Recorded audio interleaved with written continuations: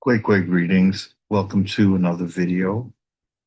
Today we're going to just look a little further into this republic that we are being once again uh,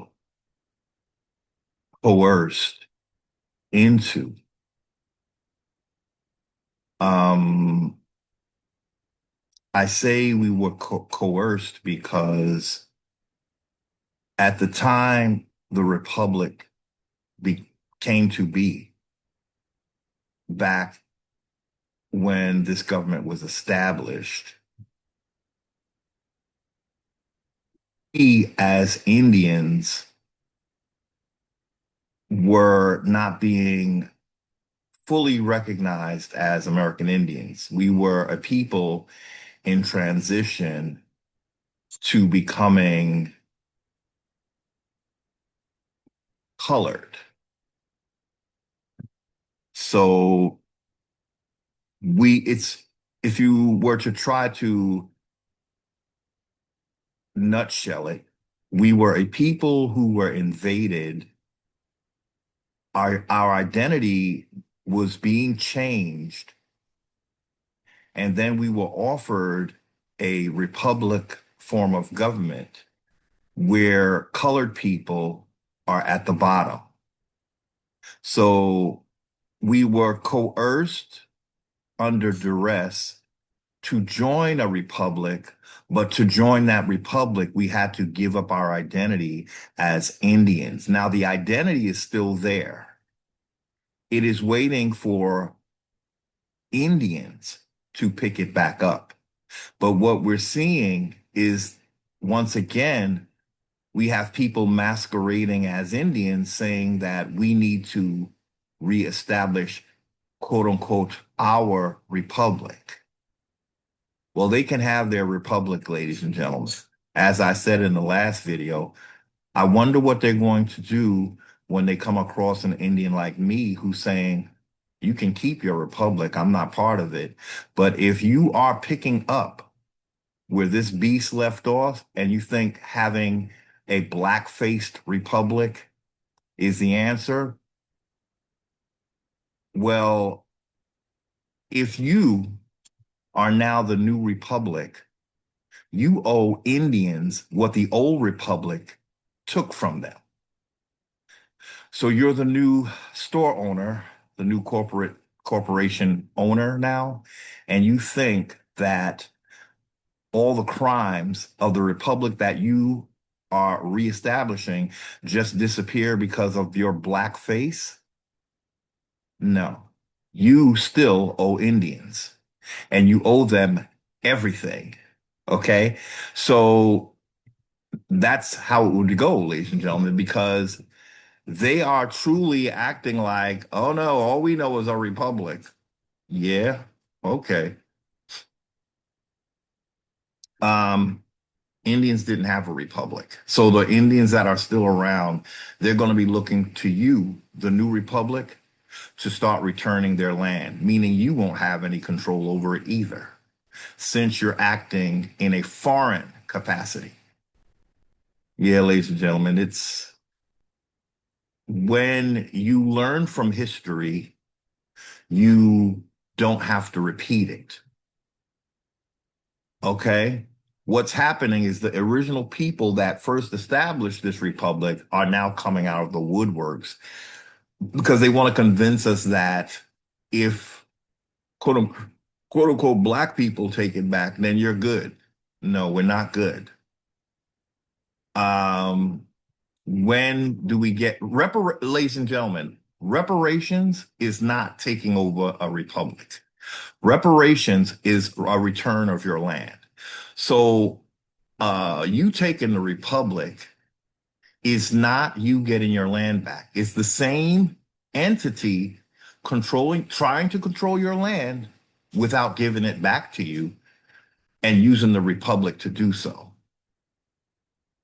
So that's why I'm saying the new republic will now become responsible for the crimes of the old republic should this beast ever reestablish itself. Okay. So in the last video, we said we would try to look at the Constitution because there are people that are still misleading you. They're talking about a republic, but they're still not talking about Indians. What they're saying is Indians are going to take the republic. That's not good enough. First of all, the republic is a creation of England.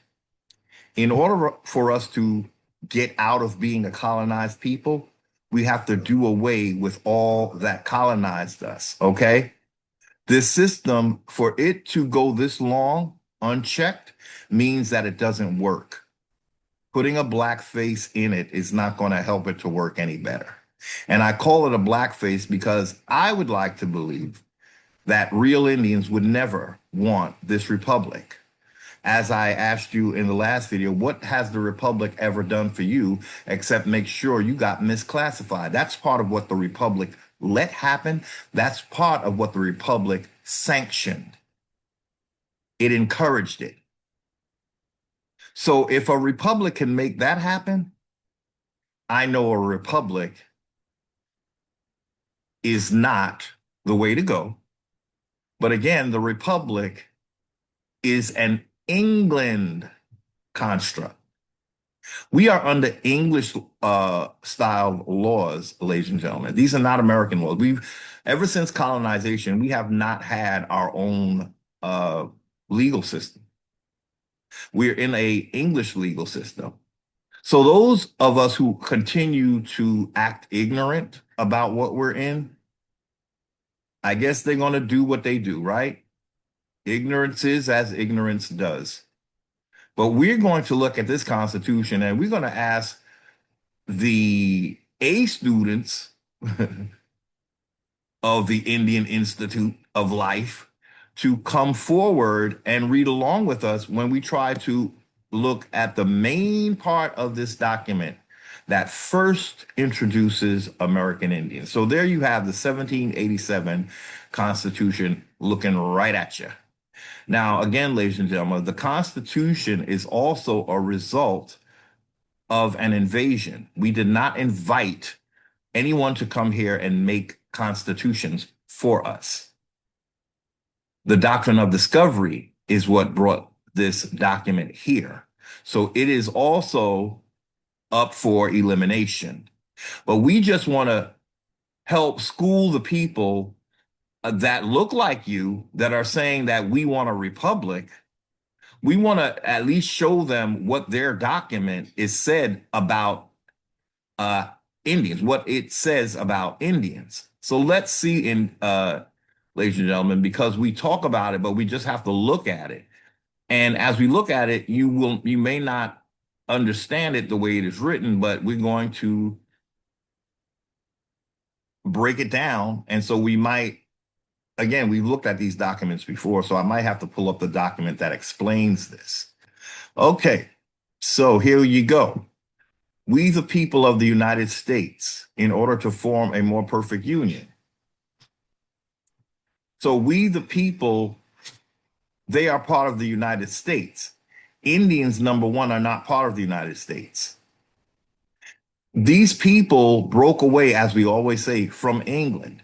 Indians did not have to break away from England because we were not subjects of England. So first off, we are not we the people, okay? That we is not everyone, ladies and gentlemen, okay? Again, we are not part of the United States. We were here before the United States. So if they are people of the United States, basically they are creations of the United States. Do you follow? If they are people of the United States, they are creations of the states. American Indians are American things, not United States things. We didn't have states. So we, the people, automatically, that's not American Indians. Okay. Why is that not Indians? Well, we're going to look at it. In order to form a more perfect union, so now they're talking about a union. the union of the states they created. Indians didn't create these states. These states were chartered by British nobility. So the states don't belong to Indians either. This is not hard rocket science, ladies and gentlemen. It's just that it's one of those things, once you see it, you never unsee it. Okay, ladies and gentlemen, that's all it is. It's not rocket science. It's not someone trying to boss up on you as if they know it all, because I certainly do not. But once I see something, I have this ability to not unsee it. And then I'm going to sing like a bird, because this is for American Indians who have had quite enough. So we, the people, these are people that are what? Of the United States. Ladies and gentlemen, Indians are not of the United States because we predate the United States, okay? And again, we did not invite these states, ladies and gentlemen. It'd be different if we consented to the United States. We were under duress, ladies and gentlemen. We were under duress and we were being tricked and deceived. So we the people, if you think that applies to American Indians, well, let's just go further into the document. So in order to form a more perfect union, establish, pardon, ladies and gentlemen, I have to, yeah. Establish justice, ensure domestic tranquility, provide for the common defense, promote the general welfare, and secure the blessings of liberty to ourselves, the people of the states, and our posterity, their offspring. This has nothing to do with American Indians, ladies and gentlemen. When you see the forefathers, we know that they're not American Indians, right? So these are their forefathers writing this. Now, they may have been Moorish.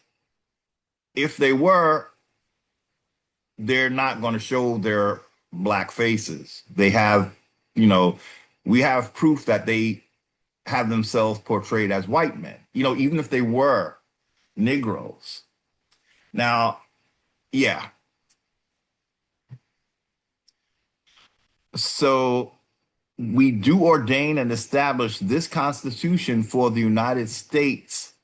Now, that's where it gets tricky, of America.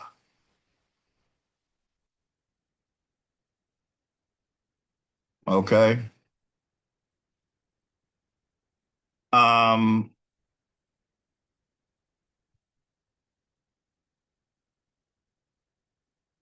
they are going to write this as if they had consent from American Indians, but they didn't.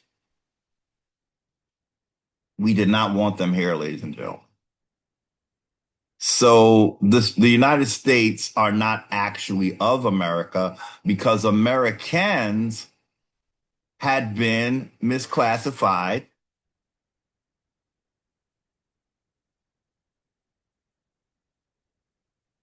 We are not part of this. So it can't be United States of America, although they're saying that.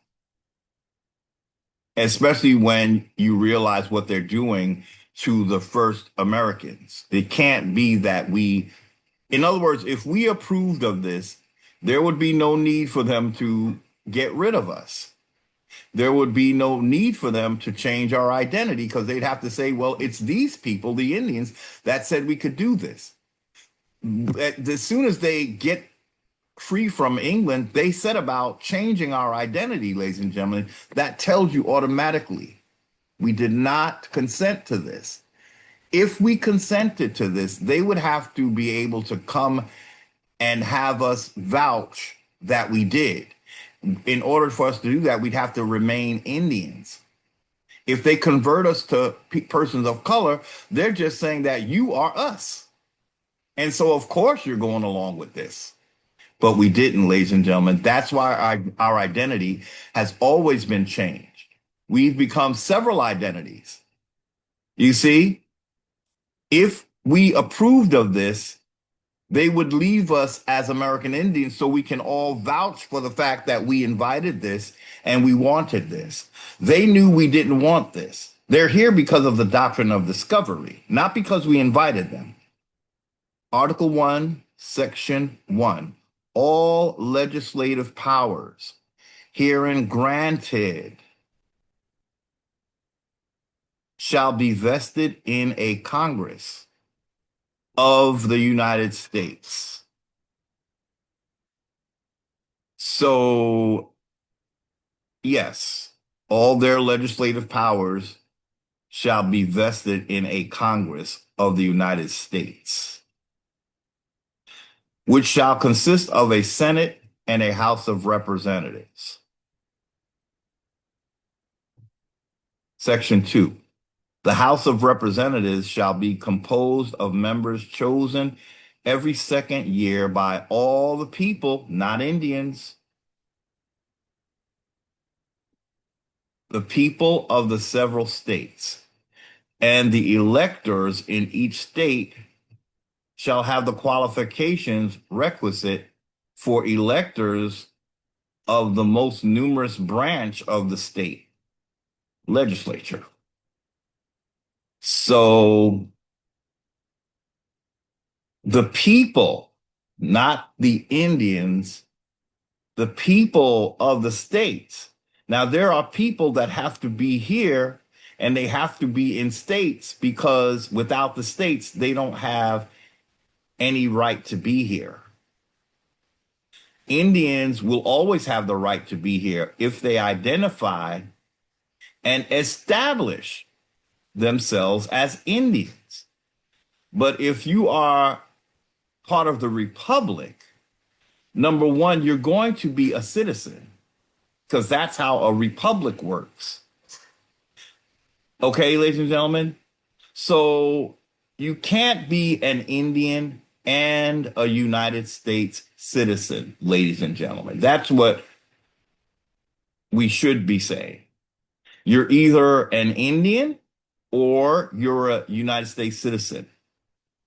You cannot be both because one is foreign and one is an original people of this land that should be at the helm of control. But the United States came and said they are somehow an entity that can be here without our permission, and they can act as if they are birthright Indians, but they are not. That's why they spend most of their time jailing us. That's why they have misclassified us. Ladies and gentlemen, you cannot want a republic that has spent over 200 years doing this to you. The Indians that you see on YouTube talking about they want a republic, you're really going to have to watch them to know that you cannot be part of them.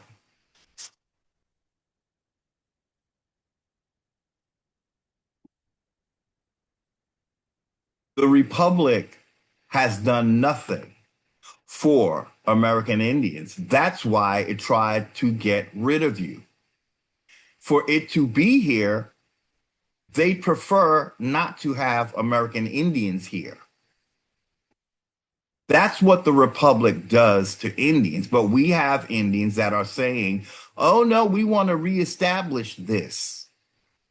Why? Why now? When so many American Indians are waking up, are you talking about reestablishing the Republic? How come you didn't do it before? Are you here to divert American Indians once again into subjugation of a creature from England? So then you're not an American Indian. You are just an agent of England.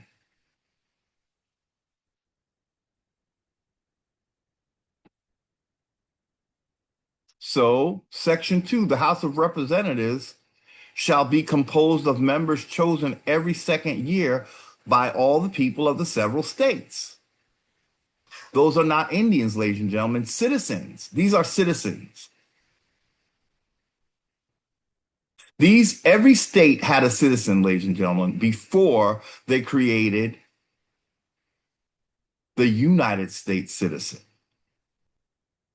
All of those states that they're talking about, they're trying to say that, well, we didn't know what they were. You knew damn well what they were. In other words, ladies and gentlemen, they're saying we defined what a citizenship is with the 14th Amendment. No, you didn't. You knew you already had citizens. You created a new type of citizen with the 14th Amendment citizen. Those citizens were citizens of the states.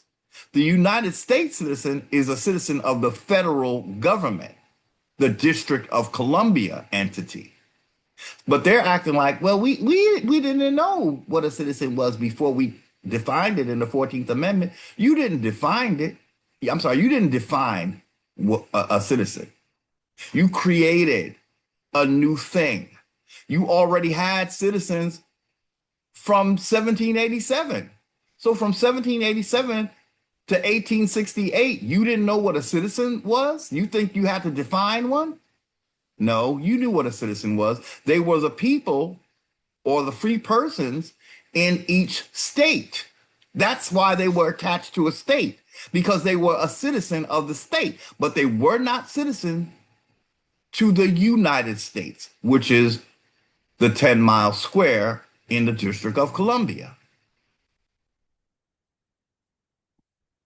So, ladies and gentlemen, they're talking not about Indians, but about citizens.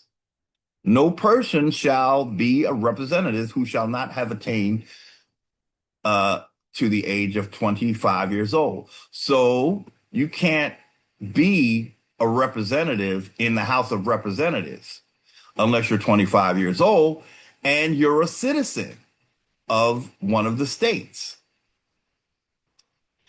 So you have to have been 7 years a citizen of the United States.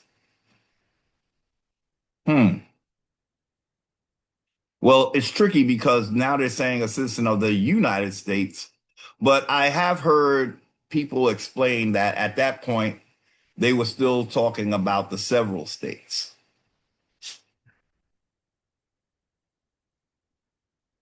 Uh, so let's move on.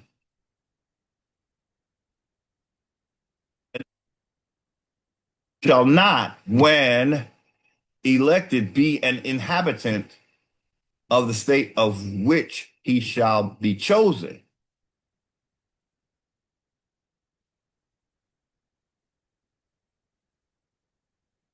Well, ladies and gentlemen, that it is some fancy footwork right there. Let's try to read it again. It doesn't apply to Indians, so I'm not really that concerned. But they're talking about the people that can represent the free persons in Congress. And the free persons are citizens of the states. But here they're saying it's, well, what is, I don't want to go into what it could be saying because we're not trying to figure out their system, ladies and gentlemen. We're not in their system. Indians are not citizens. But if you're going to have a republic, you're going to have citizens. And that's going to be shared by every foreigner that comes here.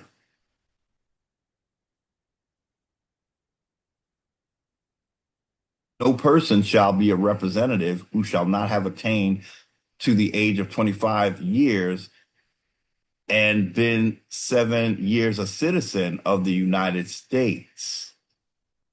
That's interesting because it sounded like they want you to be a citizen of the District of Columbia first before you become a representative. That's what it sounds like. But I'm not sure, ladies and gentlemen, because this document plays mixing and matching with United States and United States, the corporation. United States, the several states are each of the states, but United States, the corporation, is just the District of Columbia. So that's why I'm confused right now. I don't know which states they're talking about. It looks like they're talking about the District of Columbia because United States is in capital. The regular states I believe the U is not capital.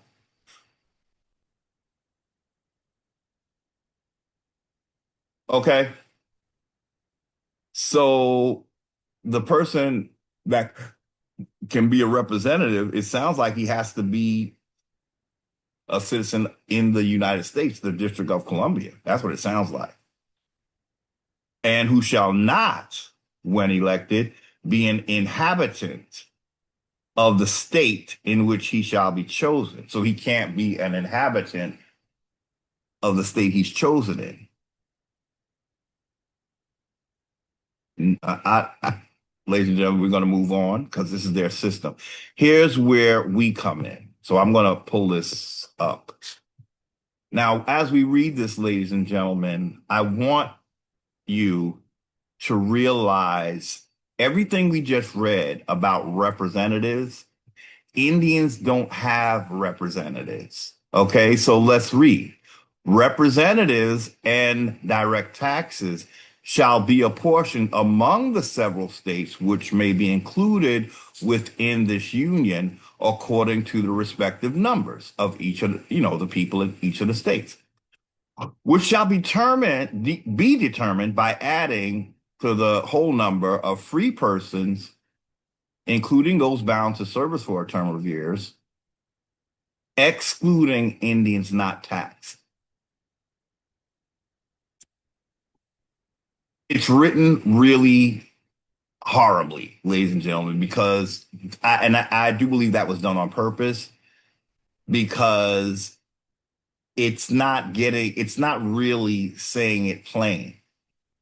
But this Article 1, Section 2, Clause 3 is saying that the people in the states will be counted to figure out what their taxes shall be and how many representatives they will have in Congress and in the Senate.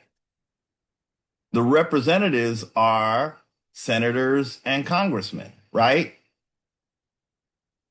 So those representatives, they're going to represent the people, but Indians are not included in that number of each person in the states because we're not part of their republic, ladies and gentlemen.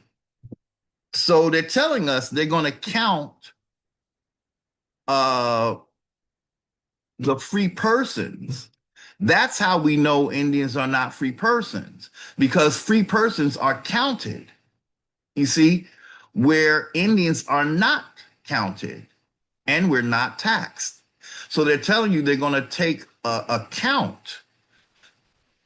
How do we know they're taking a count? Because of this word right here, numbers. They're telling you the numbers will they're going to be the numbers of the free persons right here. But when they make that count, they're going to exclude Indians. What this means, ladies and gentlemen, is Indians are not part of the republic. They don't have representatives. So when the government makes legislation for you, which they should not have been, when they do that, even when they created the United States citizenship, if you look at how that was done, they did not ask the quote unquote colored people what kind of citizen they wanted to be. Because they could have been, if they were going to be citizens, they could have been citizens of the state that they lived in.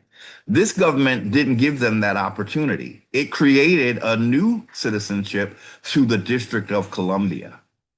So they are United States citizens. So when your government doesn't give you a choice, you're not in a representative type of government. Now, the free persons, they were supposed to have a say in this government.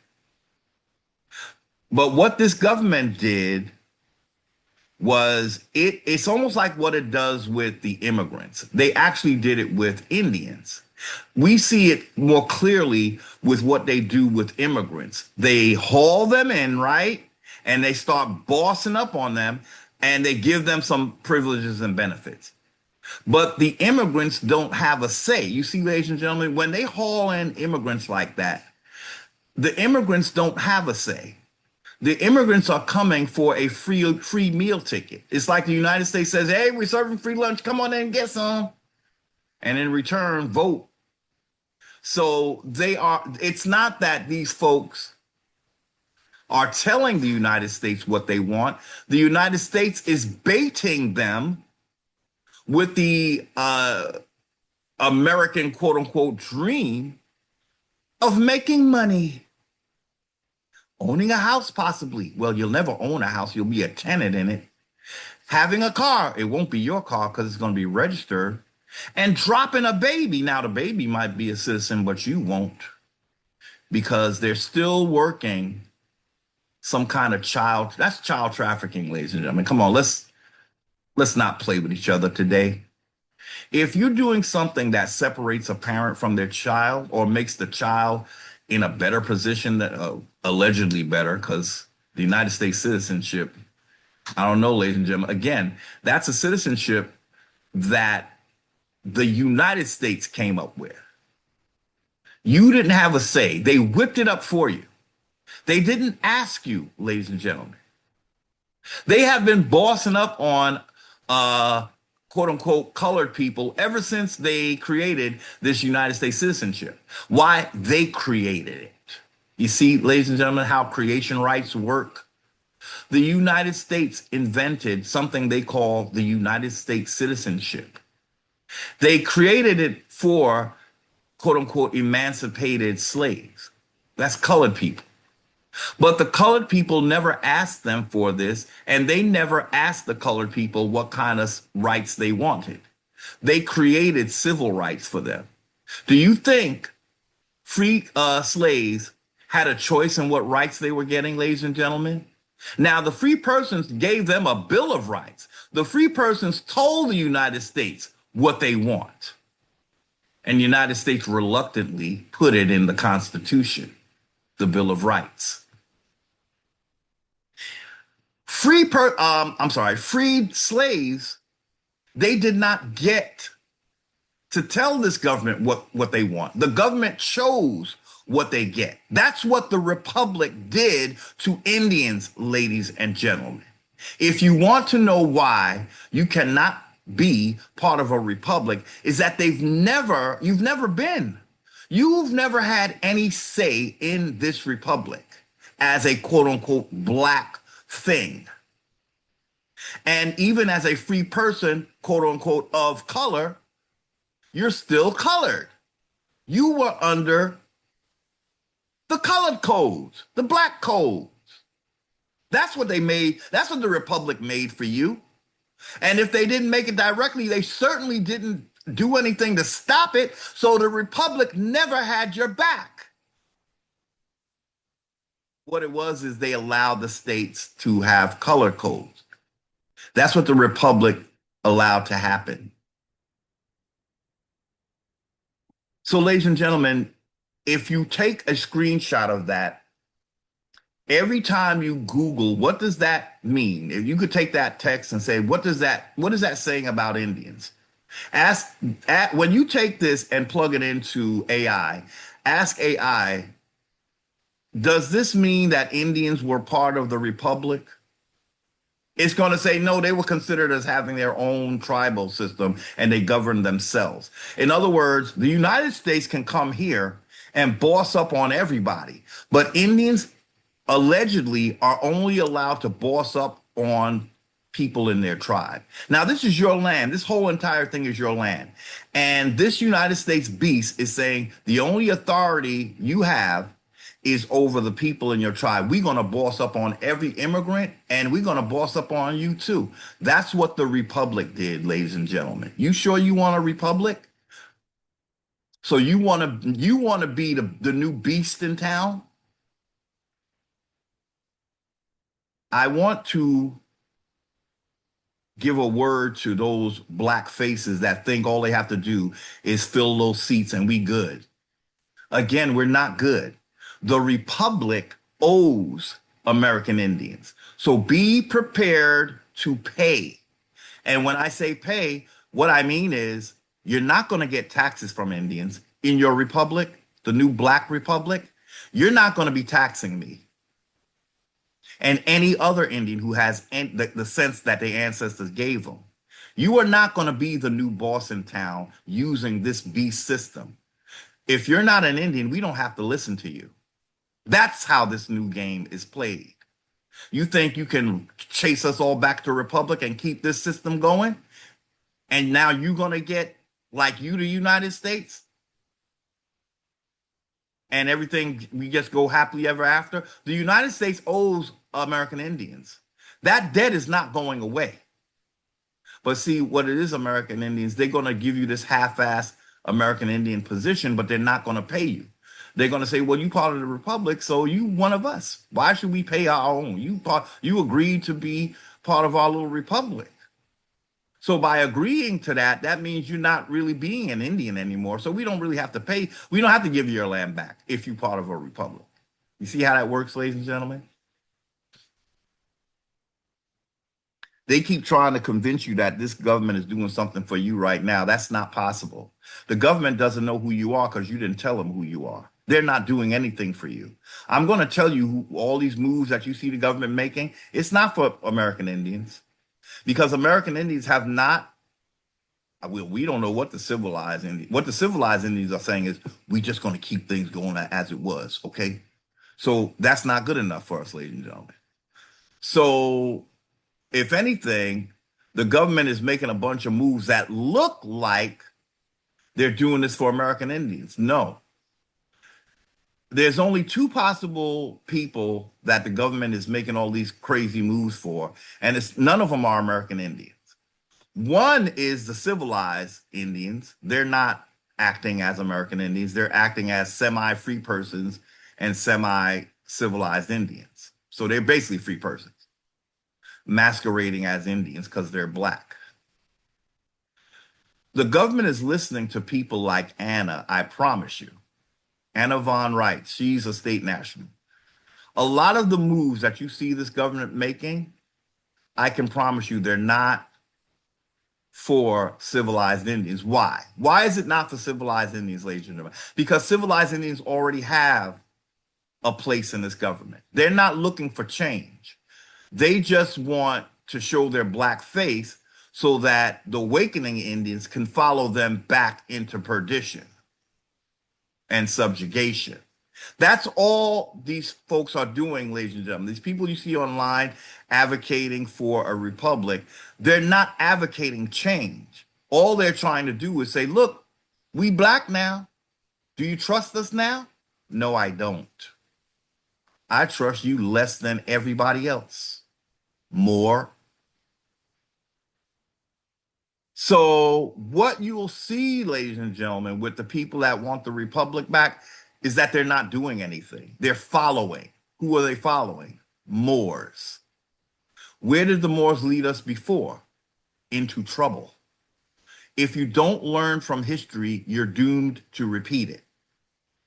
Now, you, ladies and gentlemen, you'll never see what the state nationals are doing, but I can tell you for sure that's who I learned from. They're not saying what the L's and the Bays are saying. The L's and the Bays, let me tell you what they're doing.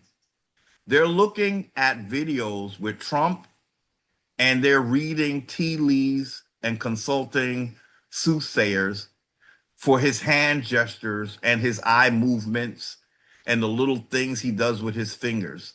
They say that means that he just turned the government over to you. I'd like to fall out of my chair, ladies and gentlemen. Are we still doing that shit? So we're going to just say that we interpret in the tea leaves, reading the crystal balls and shit. You didn't write this man not one word in any document that you sent to him. And you think he's doing something for you? He does not even know you. Who are you? You're a Moor trying to hold up this republic and trying to convince American Indians that Donald Trump is working on their behalf. No, he's not. That's how you're getting deceived, ladies and gentlemen. Unless you say something. See, this is what you're being asked to do, ladies and gentlemen. You're being asked to sit and wait for Jesus. That's the equivalent of what you're being asked to do. And the Moors are saying, see what he just did with his fingers? That means he just turned the government over to you. Really? Yep. And they're going to sit back and they're going to look you in the eye and say that that's what it means. Again, meanwhile, they have not talked to this man. They have not written this man. They have not shown you any paperwork that they have sent to any government official. They just sort of looking for signs and wonders. Yeah. Yeah, ladies and gentlemen. That's what the Moor is doing. Indians have to do more than that. You see, the Moor don't have a birthright. He don't. All he got to do is sit back and hope you keep this republic so his nigga ass can stay here. He don't have to do nothing because he can't do nothing. He don't got the authority. He is not a birthright Indian. But if he's holding the birthright Indian saying, look, he doing that for you. Look, he doing that for you. Then the Indian is going to sit back and do nothing. And you're going to end up right back where you started, dominated by England. That's what the Moor wants for you, ladies and gentlemen. Somebody has to say it. So let's move on. I hope you took a screenshot and that you will follow up to find out what is the difference between an Indian and a free person? Free persons are part of the republic, ladies and gentlemen. Indians not taxed are not part of any republic. Right here. Why is I have no kind of highlighting. Let's see. Oh, yeah, because I have a highlight already on it. They don't want to highlight it more than once. So Indians not taxed are not part of the republic. If they do become part of the republic, you just genocided yourself on your own land, ladies and gentlemen. If you become part of the republic, that means you have surrendered your authority to free persons. How do we know that Indians are not part of a republic? What's going on here? How did it jump from a pen to a highlight? Hello?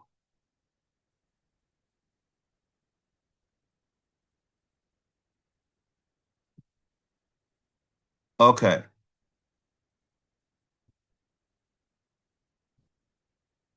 How you know that you're not part of the republic, ladies and gentlemen, is these two words right here. If you were part of the republic, you wouldn't be called an Indian not taxed. You'd be called a free person. I'll say that again.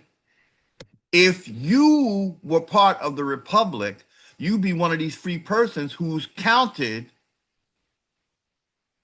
for direct taxes and representation, representatives. But if you're an Indian not taxed, you're not part of the free person. You're a separate entity. It's just that it's like, ladies and gentlemen, what it's like is somebody telling you that you're a separate thing, but then they like stuff you in a bag and they won't allow you to prosper. They say, no, you're not part of us. Okay, then let me go freely. They saying it, but they're not giving you, they're acting like we got this for you. Or even though you're not part of us, all you do is sit there and don't do nothing. When we're supposed to be doing something, ladies and gentlemen, we got to tell this system first. We got to tell them, and then we could make a move. Because Lord knows if we don't tell them, they looking to throw a colored person in jail. But once you tell them I'm an Indian and I'm not part of your republic, I have a right. Actually, I have a right to own the land that you're using. And as we always say,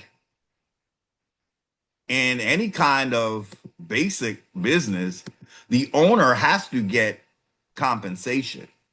That's why they don't want you to come back, American. They want you to have a republic so that you can be part of the system that owes you.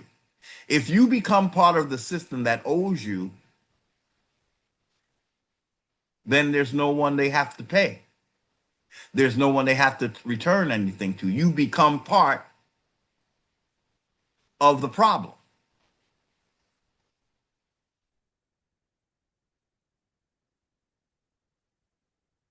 So, ladies and gentlemen, let's see if we could try to make this even more plain somehow.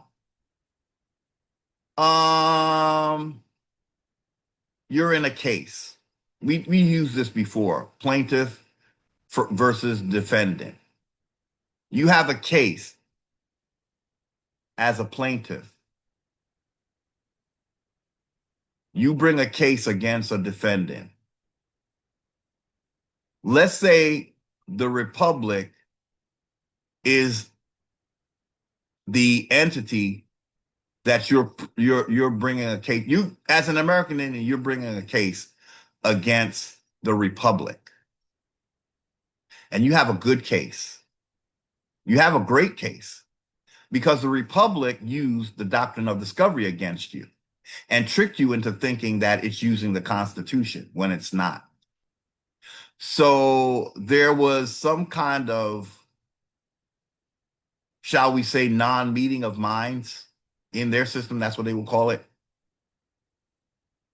So you are bringing a case against the Republic as an American Indian. Now, while you're in the court arguing against the Republic, somebody whispers in your ear something about, well, you used to be part of the Republic. Huh? You created the Republic. The Republic is yours. Oh, it is? Yeah. So, ladies and gentlemen, you're in court just about to win your whole entire land back. And suddenly some more dressed like an Indian pops up and says, oh my God, remember when we created this republic and blah, blah, blah, blah, blah. And so in the middle of the case, ladies and gentlemen, you jump ship of out in your own not best interest. You all of a sudden say, oh, I'm part of the republic? Yeah. So now, ladies and gentlemen, you're just about to get your land back, and you, as an American Indian, but somebody told you you was part of the Republic, and you believe them, and now you're going to join the Republic. So there's no more case, ladies and gentlemen.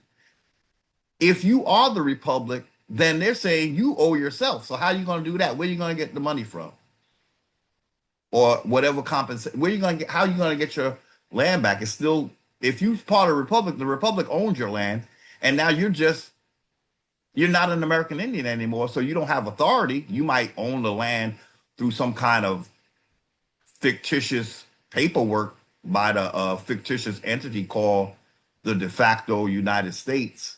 And they say that thing is in some kind of insolvency or some shit.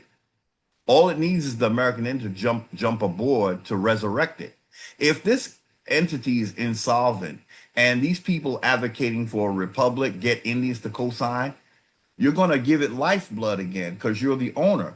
But the thing is, it's not in your best interest to give this republic your lifeblood. But there are people on their platforms playing stupid and trying to get you to be in a republic. What, you have a big case against this republic. If you join the republic, where your case going to go, ladies and gentlemen? There is no plaintiff. You just made the whole case have to be thrown out of court because they're going to say, well, there's nobody that's been wronged here. If the party that was wronged is part of the people that wronged them. You see, ladies and gentlemen, why you can't be part of a republic? You keep talking about reparations. If you become the entity that owes you reparations, you're not going to get, you're going to continue in their thing. You're not getting rid of them. You're going to continue in their fraud. You're going to be part of what they have done is now going to be accredited to you. All the wrong they did is going to fall on your lap if you become part of a republic. So that's why I'm saying, okay, y'all Negroes want to be part of a republic. Okay, so you owe me. And number one, this land is not yours. As a republic, you're a foreign entity on the land. So if Indians ever show up, the republic owes them. And what do they owe them? All their land. And what the Republic got to start doing? We're going to have to make them pay rent. Now, we don't want their money, but we want them to suffer that. Like they make you suffer when you paying for your mortgage on your own land. The Republic is doing that, ladies and gentlemen. The Republic. Everything that's happening to you legally is a result of the Republic.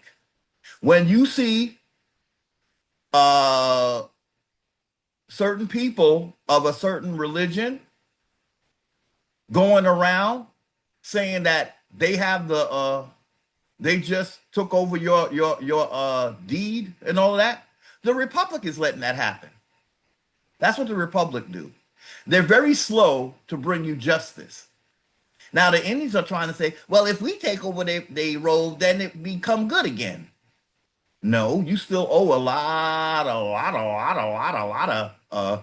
That's what they're trying to avoid, ladies and gentlemen. The Republic does not want to be brought to its knees with what it owes to American Indians because it is the Republic that actually misclassified you. Yeah, it is the Republic that who else did it, ladies and gentlemen? What government came here that's calling itself a republic and had all this legislation that made you colored, Negro, black? That was the Republic that did that. Yet you have Indians saying, well, we want to resurrect it. You can resurrect it if you want to, but again, you're not going to wash away the crimes that shit committed. You're going to become responsible for the crimes.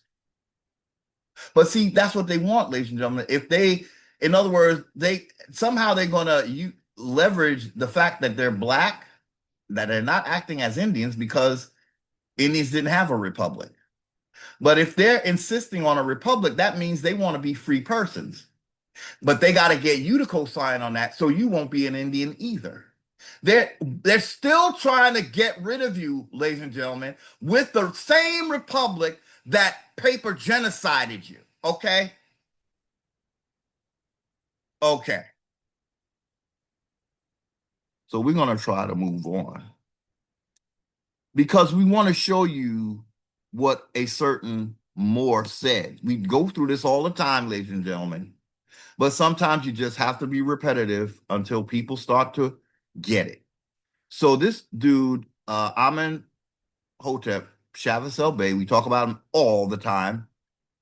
He wrote this article. Now he's also the author of America is the True Old World. Maybe we might look that up real quick. America, we did this before, ladies and gentlemen. America is the true. Okay. Amenhotep Shavis El Bey wrote this book. We do have this book. You see, I purchased it already. We could look at it. They used to have a picture of him here. Do they still have it? Yeah, he took his picture down. Yeah. Let's see if we look at the full bio. Oh no, there you go. So fair, I guess we have to say something. Well, this is public. Okay, so there he is, ladies and gentlemen. Now, when I bring this man's picture up, he does identify as a Moor, but I believe he's one of the Moors that he doesn't see. He may not understand what the other side of the Moorish agenda is. A lot of our American Indians are looking for, I want to say, like a father figure. And in comes the Moorish agenda to make our males feel a sense of pride, but they're feeding them a bunch of lies. They're telling the Indians about their accolades over in Africa and what they did in the old world, saying that was us. It wasn't us, American Indians.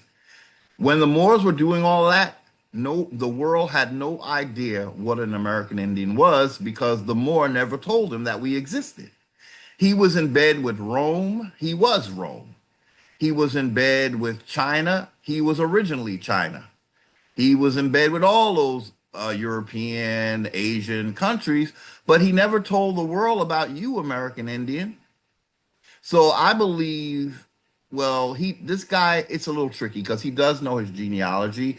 So if we look at the article that we're about to look at further down, well, he's not talking about his genealogy. He's talking about the genealogy of uh I think one of the chiefs in the civilized, how their genealogy is wrapped in France with King Louis or something like that. So he's telling you about the lineage of the civilized tribes, right? So the civilized tribes they're just very proud about their European African identity, but they bowl over the American Indian who's only American Indian, right? And only claiming to be American or of the Americas, meaning he could be from the Caribbean, he could be from South America. We're all Americans, but we have nothing to do with the quote unquote old world because they didn't have nothing to do with us. But then when they come here, they're erasing us. So let's read about the author, Amenhotep. Shafes El Bey is his full name. Here they simplified it. Amenhotep Shafes El Bey, formerly known as Eugene James Williams, is a family man, an honorary 30-degree Mason. Well, actually, he might know more than I thought. A philosopher, metaphysician, I'm sorry, published author. This is his book we're looking at, America's the True Old World. Poet, amateur historian, a researcher, and a paralegal. I have to say, he's got a lot going on there. So he understands the law to some degree, but I hope he understands that this is not as well, because he's a Moor, he's going to claim, well, we'll read what he claims about this legal system and the tribes that he's from called the civilized tribes. I am the author of several books and counting. Oh, I thought this was the only one he was an author. My newest book is America's a True Old World, the original Eureka.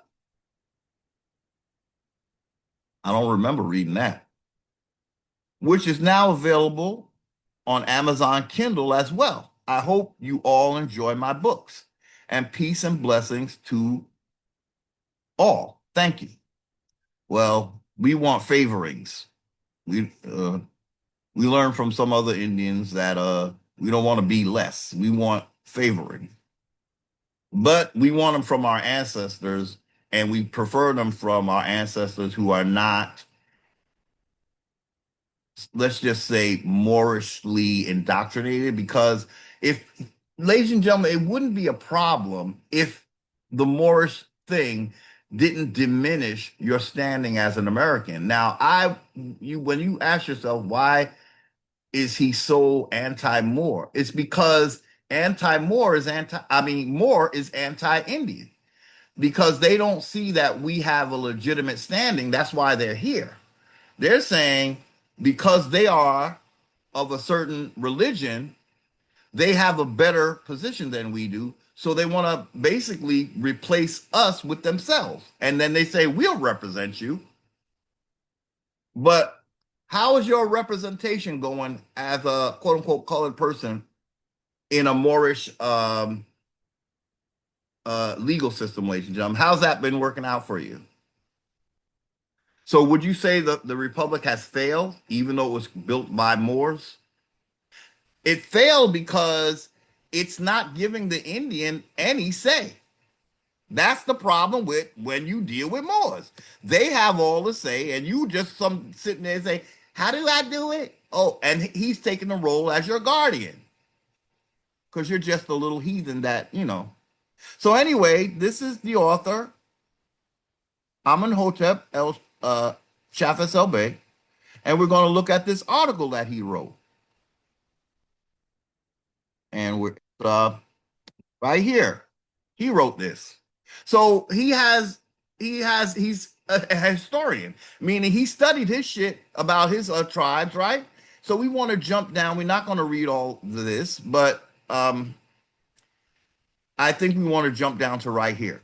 He says the last of the Al Moroccan government fell in 1956 with the abolishment of the consular court when black people accepted civil rights over their natural rights as natural persons.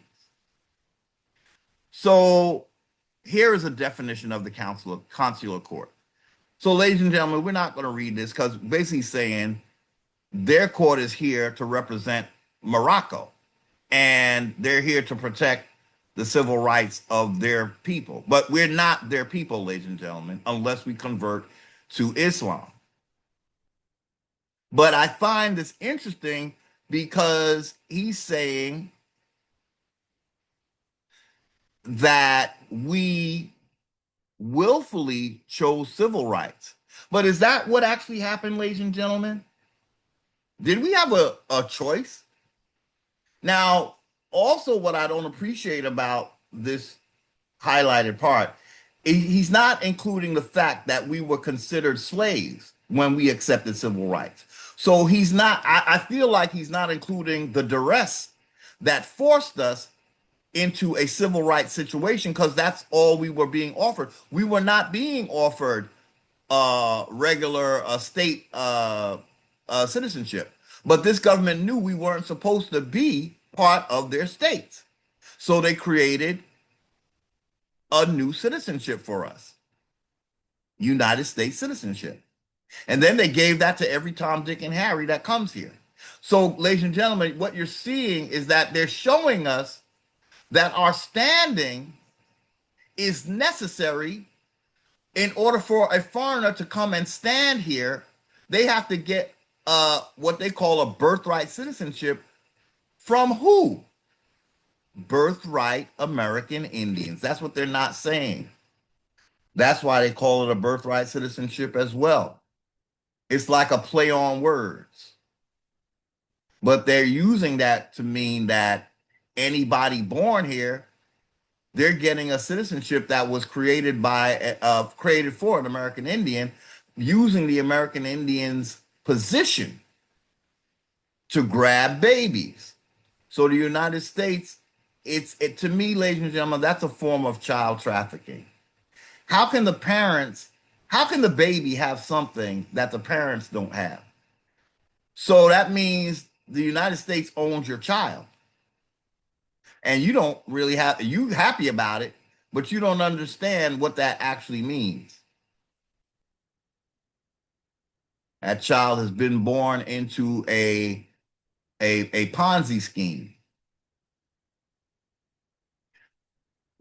But it's like the United States is acting like some sort of midwife, taking the identity of a quote unquote slave and transferring it to a newborn baby, a foreign baby. So the American Indian is the gateway. They're still using us. Ladies and gentlemen, all their legitimacy is coming from us. Now it's illegitimate because we didn't approve of it.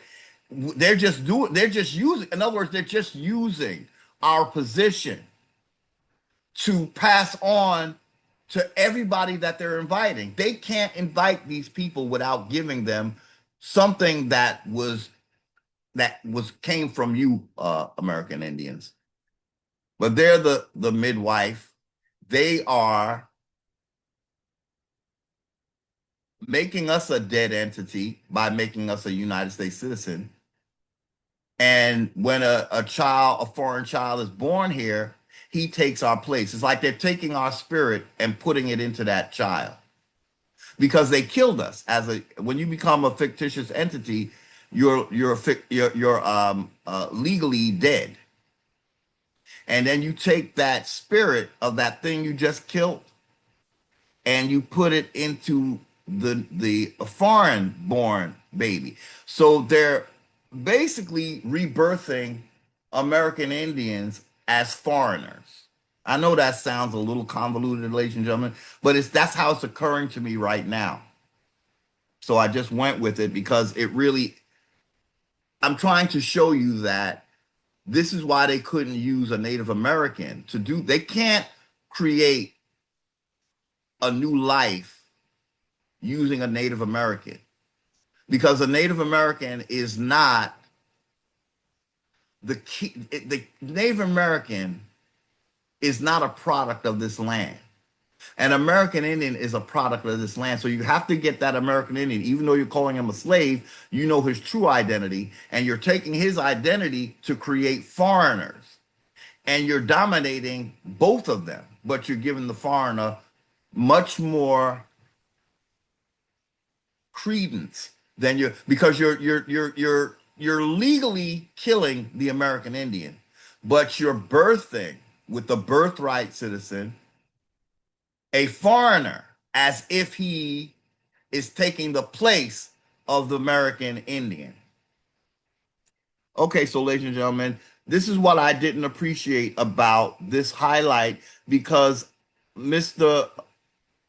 Chavez El Bey, he's not taking into account that the only reason why we took civil rights because we were led to believe that that would lead us out of quote unquote slavery. So he's not adding the element of duress. He's acting like this was a free choice we made as if we were free people. We were seen as slaves. So, of course, if you're telling us the only way for us to get out of this is to become a citizen or take civil rights, we're going to run to it. But it was another trap, ladies and gentlemen. So, the Moor should have known that this was a trap. You see, ladies and gentlemen, they're telling on themselves right here. The Moor should have known that this was a legal trap. He should have known that we were, first of all, he should have known that we were the American Indians because that's what he's saying he is as of today. So if you think you're an American Indian, what did you think we were when we were taking these civil rights? You didn't tell us that we shouldn't take these civil rights. You said the government fell. Now, first of all, you wouldn't have a government here because you're a foreigner, but let's go with it. You saying you was abolished when we took civil rights. Did we know that? Did we know that we were part of Moroccan government? Or did you just become our replacement and you were doing bidding as if you were us with this United States beast?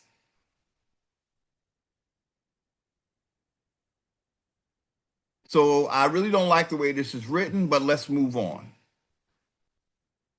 The 1787 Morocco Treaty of Peace and Friendship was a means to try to stop all the fighting over the land. The fighting, ladies and gentlemen, let's try to look at this. 1787. Now we have broken away from, not we, I'm sorry, oops. The Negropeans and Caucasians have not, well, some people say there were not even Caucasians here at this time, and they came in the 1800s. So if there were no Caucasians here in 1787, this was a Moors fighting who? American Indians, the uncivilized American Indians. But they're saying the 1787 Morocco Treaty of Peace and Friendship was a means to try to stop all of the fighting over the land. So now, 1787, you have already gotten your independence. So what is the fighting? It's the Indians. So the Moors brought the Europeans to the table to form a peaceful two-system government, one for the Moors and one for the Europeans. So you might look at it this way, ladies and gentlemen. The Moors are going to keep calling us Moors, even though they know we're not from North Africa. but they have to meld us into their identity. So they're saying they were acting like some kind of referee between colored people and Europeans. Evidence of this two system government can be found on the back of a $1 bill. Notice the two seals, which suggest two governments. The seal of the Great Pyramid with an eye above it, it is the Moorish seal. That has nothing to do with Indians. The other seal with the bald eagle holding 13 arrows is the seal for the European. You see, ladies and gentlemen? Now, if Indians were in control, we would not create a government for two foreigners. Do you understand, ladies and gentlemen? He just told us, he first of all, he's acting like we have something in common with him only based on what we look like. Now, if you took away what we look like, are we the same people? No, we're not. Moors are from North Africa. We never called ourselves MURS or MOORS. The Moors are doing that. They create, so all they have to do is slightly change a word, but it's going to sound the same. So they know that that's going to be, unless you see it written out, when you say Moor, you're going to confuse us with North African Berbers, right? So, ladies and gentlemen, we don't like the little word spells. Don't try to give us a different spelling and make it like that's something different because you know phonetically you're still taking our birthright. When you are North African, Moors are known as North African Berbers, and they were known as such before America was discovered. So there's no way we could have been MUURS because no one knew we existed when the Moors ruled in Spain. Do you follow, ladies and gentlemen? So the Moors are trying to say you guys were known as Moors too. We were not known at all, Negro. Remember, you never told the world about us. The closest you came to telling them when you went on your little excursions, your nigger boat with no Caucasians, and when you went to grab riches, you told them you was going to India. You didn't tell them it was America, though. But you never told the world about us, period. You had them thinking that we was the India that what didn't even exist when you was calling it India.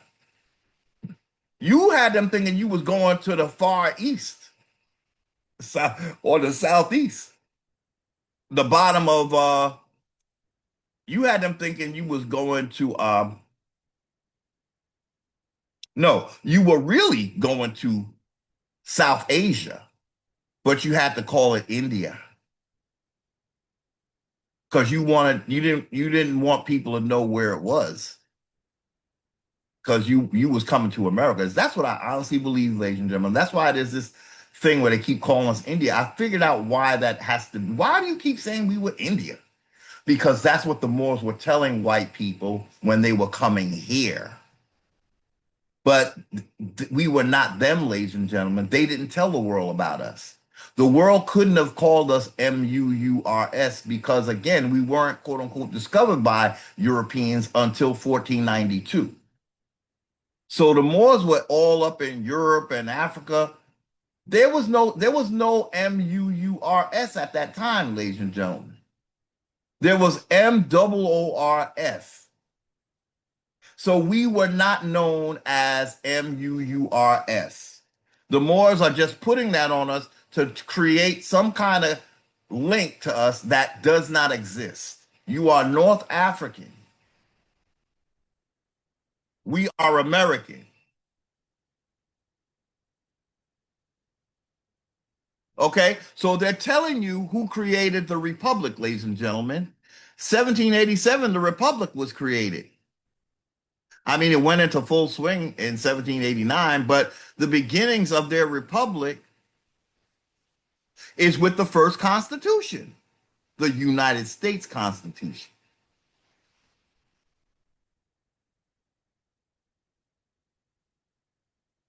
Now, let's just look real quick.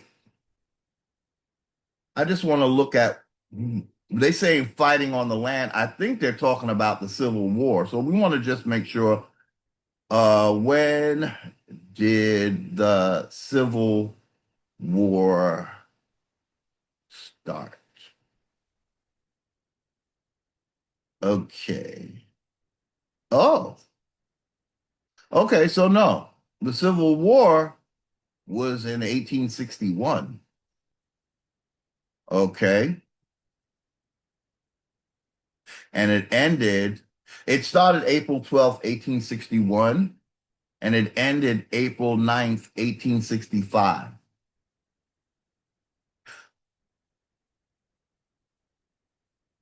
The American Civil War started on April 12th, 1861,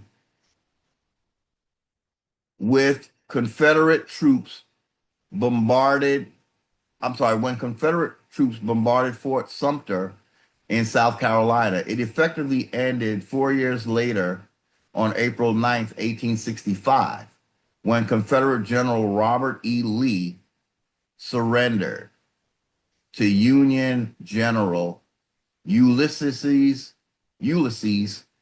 S. Grant at Appomattox Courthouse in Virginia.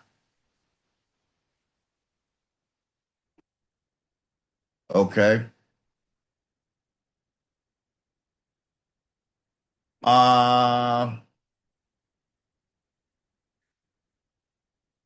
so okay. Uh, let's see.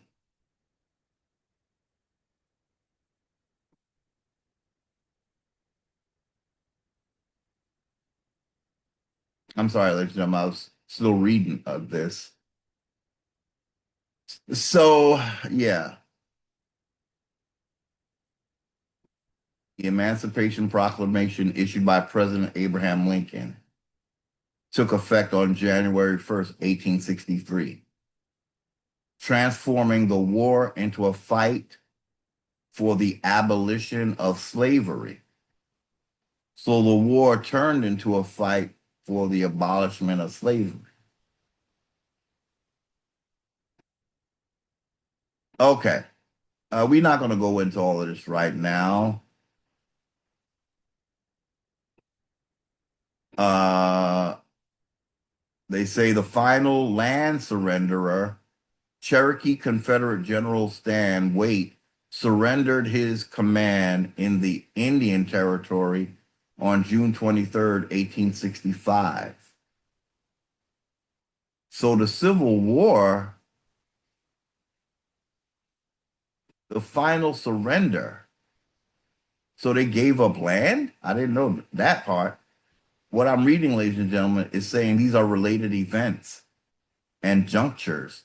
They saying the final land surrenderer, Cherokee Confederate General Stan Waddy, surrendered his command in the Indian Territory on June 23rd, 1865. So that was part of the Civil War, I guess, because that's when the Civil War ended. Well, they saying it ended April 9th. Says that the final surrender was June 23rd, 1865. Okay, ladies and gentlemen, we don't want to get too lost in that. So I'm not sure what fighting on the land he's talking about in 1787. Maybe we should ask, was there a significant war in the United States in 1787?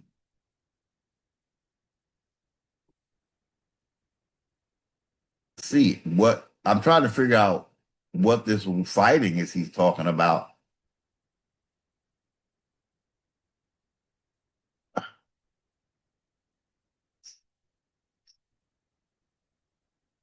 Okay, we're gonna ask this question again. What war was occurring.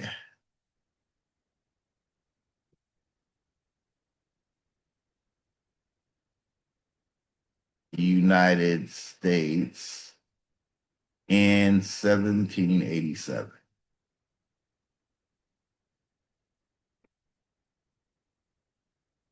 The United States was not officially involved in any major wars in 1787 as the American, oh, it was the Revolutionary War. Um, as the American Revolutionary War had concluded. Oh, the Revolutionary War concluded in 1783. However, the country was actively facing the Northwest Indian War on its western frontier from 1785 to 1795 and experienced internal armed conflict, Shays' Rebellion. Shays' Rebellion from 1786 to 1787, an armed uprising of debt-ridden farmers and war veterans in western Massachusetts. Tensions peaked in early 1787 when militiamen thwarted an attack on the Springfield Armory.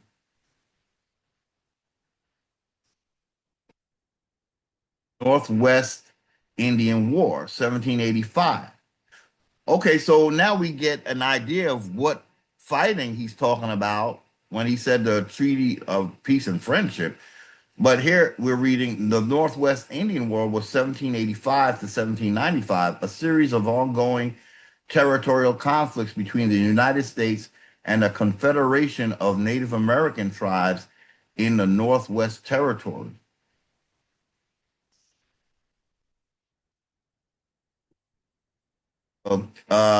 Instead of focusing on large-scale warfare, the primary event of 1787 was the Constitutional Convention, where delegates convened in Philadelphia to draft the United States Constitution in an effort to remedy the political and economic instability of the nation.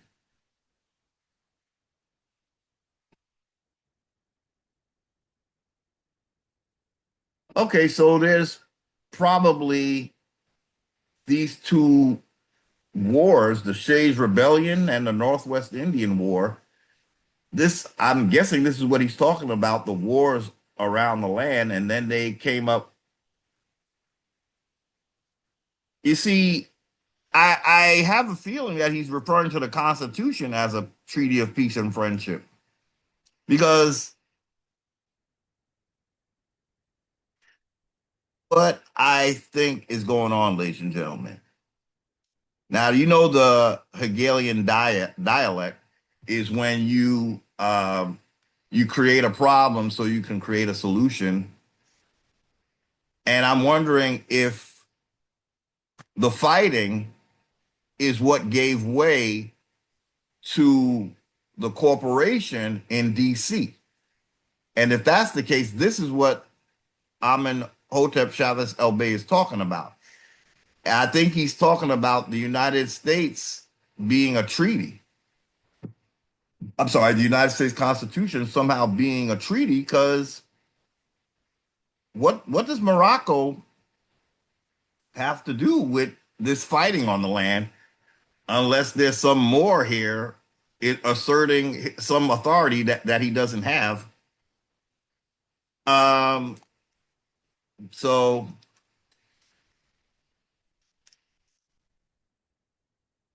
it's a little bit, Moors tend to live a little bit in partial. I don't know, like it's sort of like a fantasy. Like when I told you earlier that we have videos where people are interpreting what Donald Trump does to mean something that he didn't say it means and no one said it means. It's just sort of a more trying to, I guess he's going by Masonic stuff, trying to interpret what is being done. But see, ladies and gentlemen, we can't operate in subliminals and think of that that's legitimate. We can't rely on hand signals and eye movements and packages in front of Donald Trump with some letters hidden so it creates a word, and that word means that they turned over the government over to we. Ladies and gentlemen, we don't want to inherit the United States. If you're telling me that it's insolvent, and but we know that it's riddled with all kinds of international issues that it created. We don't really want to inherit the republic, ladies and gentlemen. In fact, we don't want to have anything to do with the republic. If anything, what we want to be able to tell the world stage is that we had nothing to do with that republic. And if you have any legal matters with it, please consult the principals that created the republic, because they will have to bring you remedy. American Indians had nothing to do with. See, this is why we don't want to involve ourselves.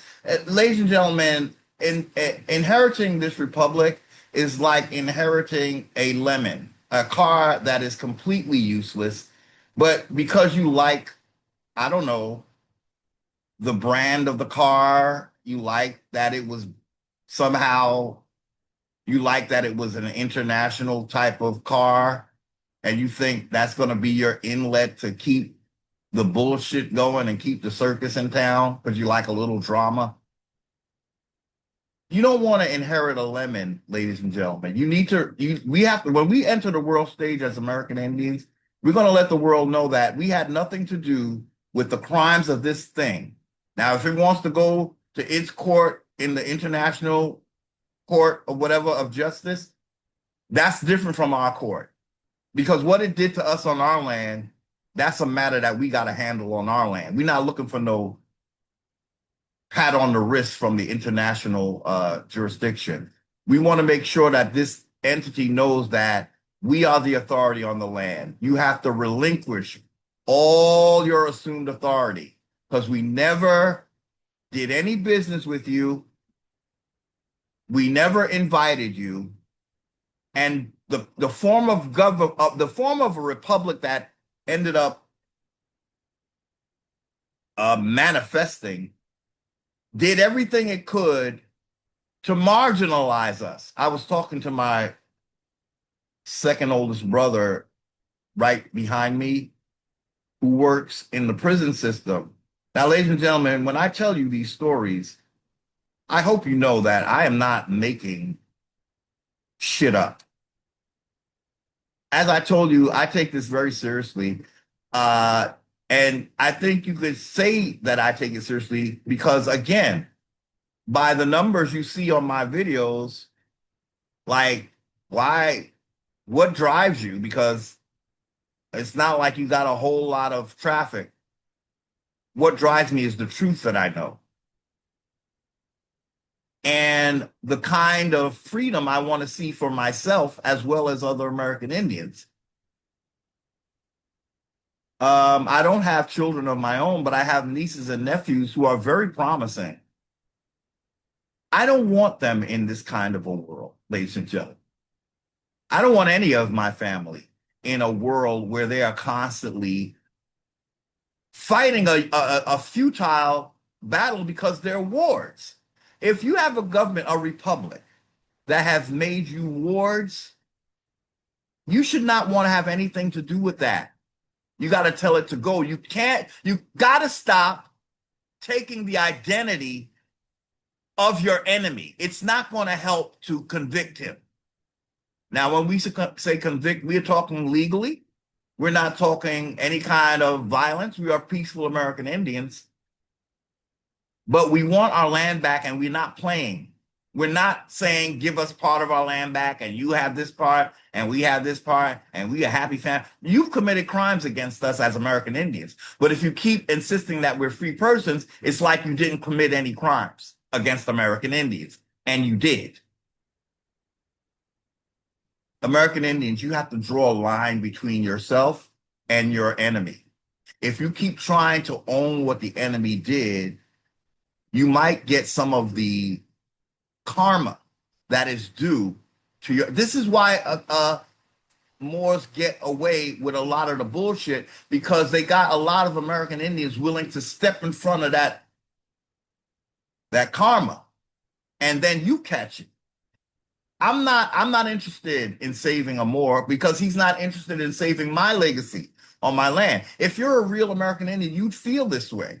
But if you're allowing yourself to be deluded with some Moor telling you to look at hand gestures to show that the government has just surrendered to you, you are beyond delusional.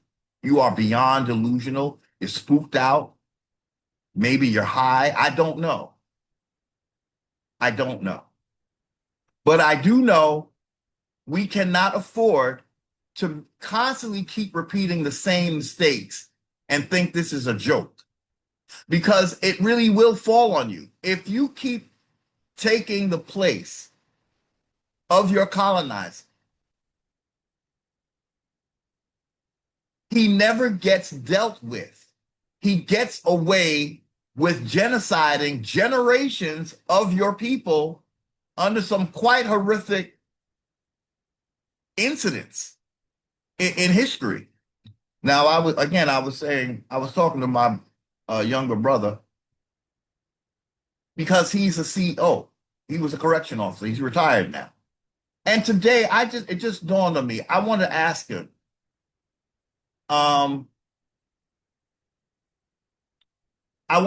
him, is it really true? You work in the prison system.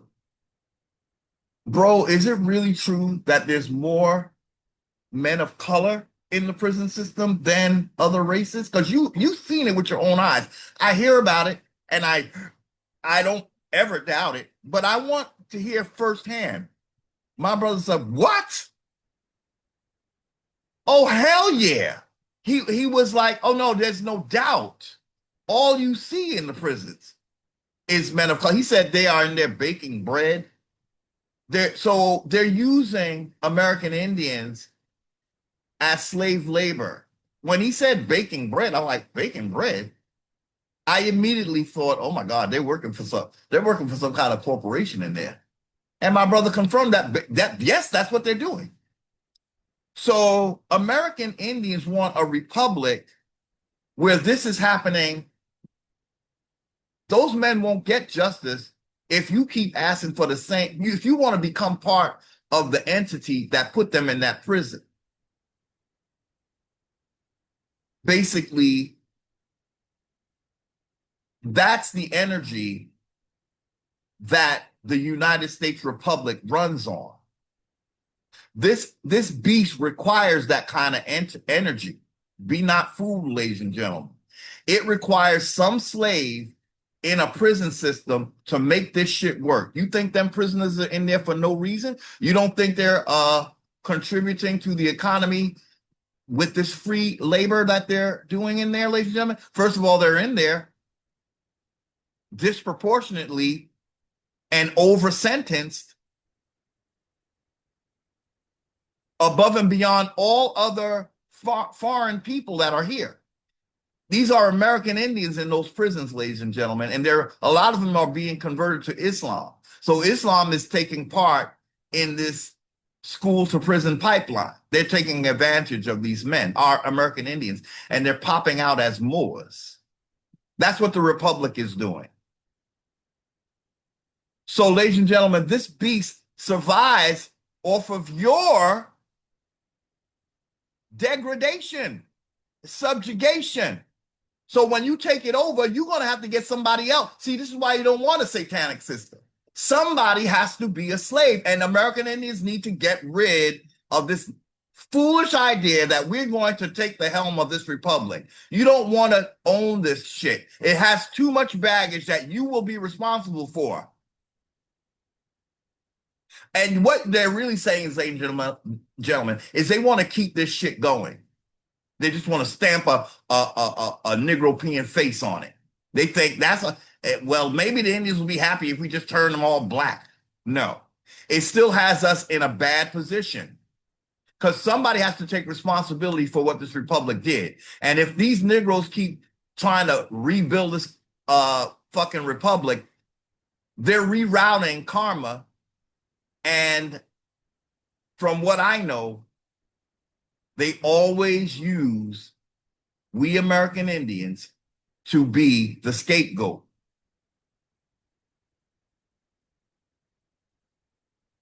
Read in one of the former videos that is within Islam that this notion, now, ladies and gentlemen, you got to look at this. The Abrahamic religions, they never talk about America directly. None of them. The Nation of Islam is telling us that American Negroes. Now, if you look in the Bible, it don't talk about America. People will try to say that it's hinting at America.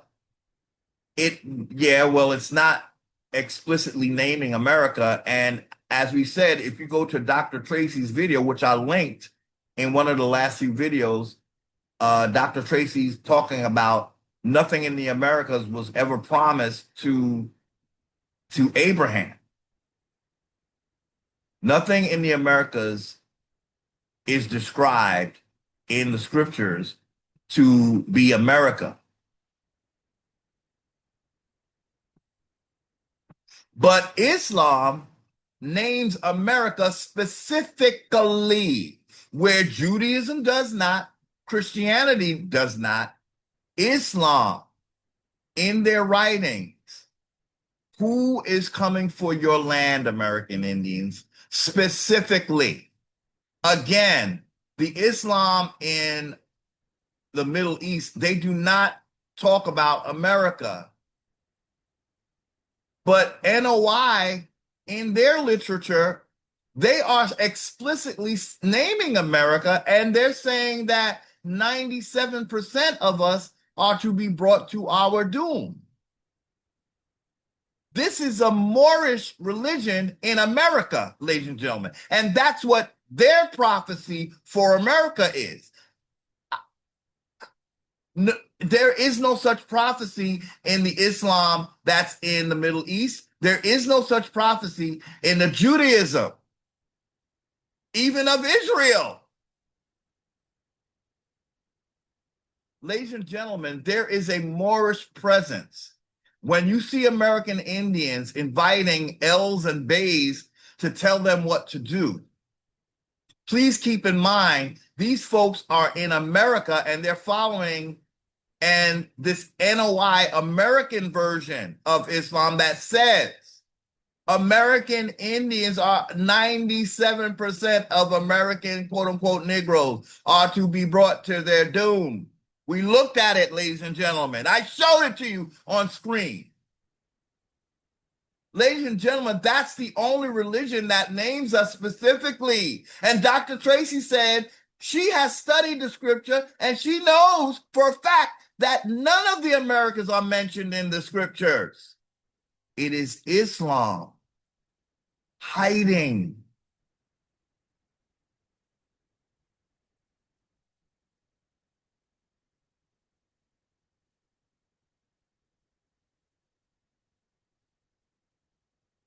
So, ladies and gentlemen, we don't advocate violence, but we, as American Indians, it would behoove us to be very aware of what we're dealing with when we have word that 97% of American Negroes, do you think that's going to be women?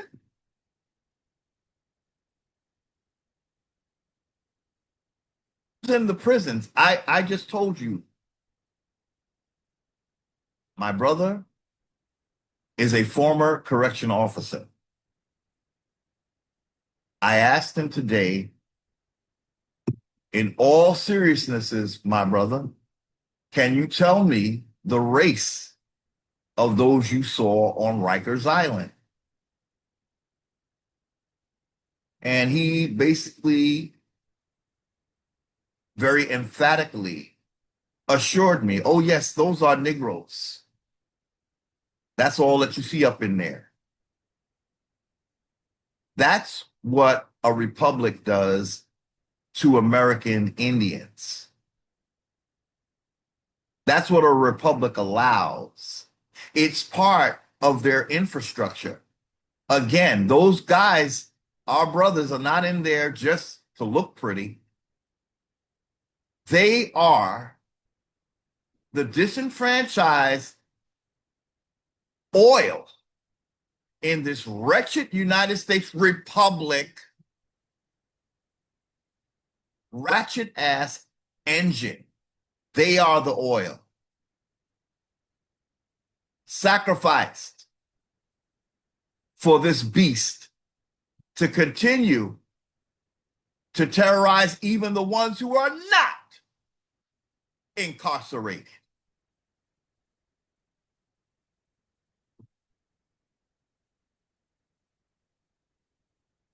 So, ladies and gentlemen, I think we have a lot to look at. Let's look at one more. I don't know if I will go much further than this. What is the duties of free persons versus Indians not taxed?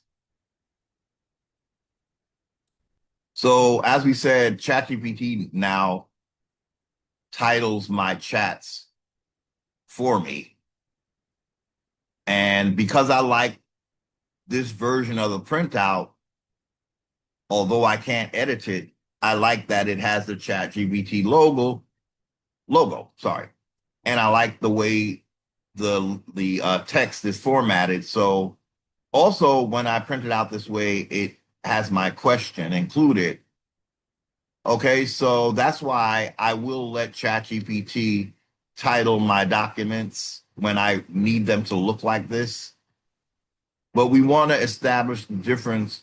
We just want to keep emphasizing that Indians are not part of a republic. So when you see some Negroes always decrying how much we need a republic, please know that these are Indians who are more, they're fighting for a Moorish presence on the land, not an American Indian one, because they're not going by the Constitution that we just read. Do we have to look at it again just one more time? If they were so much about a republic, ladies and gentlemen, they would know that there's a difference between free persons of color. Yeah, even those are not Indians, not taxed. If we were the same, there wouldn't be two mentions of two different things. You see, those are two different things that circle there, ladies and gentlemen.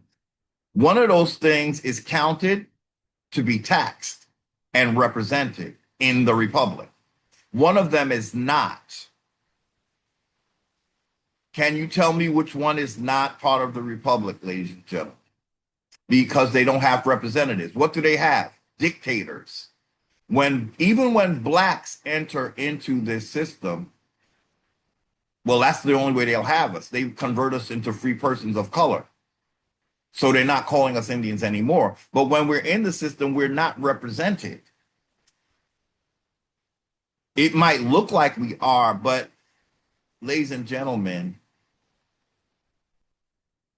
blacks are dead. They're wards, just like Indians are. When the system ignores the Indian not taxed clause like they do, Indians are wards just like blacks are. Wards don't have representation because they have guardians. Do you understand, ladies and gentlemen, what I'm saying? You're not represented as a competent man or woman. You are represented as a ward, something that was not part of the states. Negropeans were part of the states, but they have stood back and allowed us to be identified as if we are a free person. The more was supposed to say the American Indians are not like us. That's what if a Moore cared about you, ladies and gentlemen, he would be the first to tell everybody that American Indians are not like us. We are from England, and we were subject to the crown. But these brothers, they're not like us. They were here when we got here, and they are actually the owners of the land, and they're not part of our republic. Now, we wanted to get them to be part of the republic, and we really didn't give them a choice. But now, if I was telling the truth as an L or a Bay, I would be telling the world that, oh, American Indians are not subject to the jurisdiction of the United States. They're not part of our republic that Moors created for Europeans and Moors, as we just read.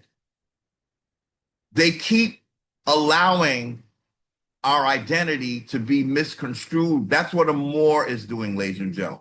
Out of all the people that you see around you, why is the one that looks like you also participating in the misidentity of you? Can you answer that question, ladies and gentlemen? I will. They don't want to be part of Africa. They'll be part of North Africa if they must be. They want your land, American Indian. And you keep acting like they are just like you, but you don't have a say. And when you do have a say, it's going to be as one of them, not as an American Indian. Why? Because an American Indian has more authority on this land than a Moor. That's why he used you to create a quote unquote birthright citizenship.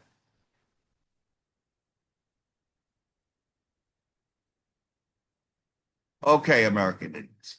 That's why you're not part of the Republic, because you're not a free person. Now, some Indians going to say, free persons, Indians not taxed, it's all the same. No, it's not. Read your Constitution. There is a hell of a bigger difference. It's looking at you in the face right now. Those two, if it wasn't two different things, it wouldn't be mentioned as two different things. And this paragraph or this portion is telling you that one of these things is going to be taxed and counted and represented. And one of these things is not going to be taxed because it's not counted and it's not represented in the republic. So when you see somebody saying that they're an Indian and they want a republic, they're not going by the rules of the republic. So what are they doing? They're deluding you.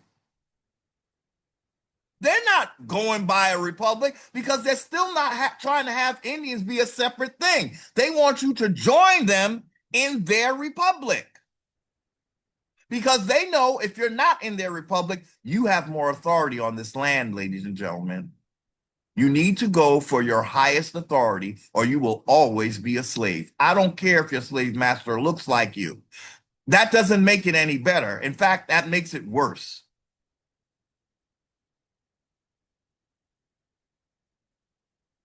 So again, we're going to move on to the next,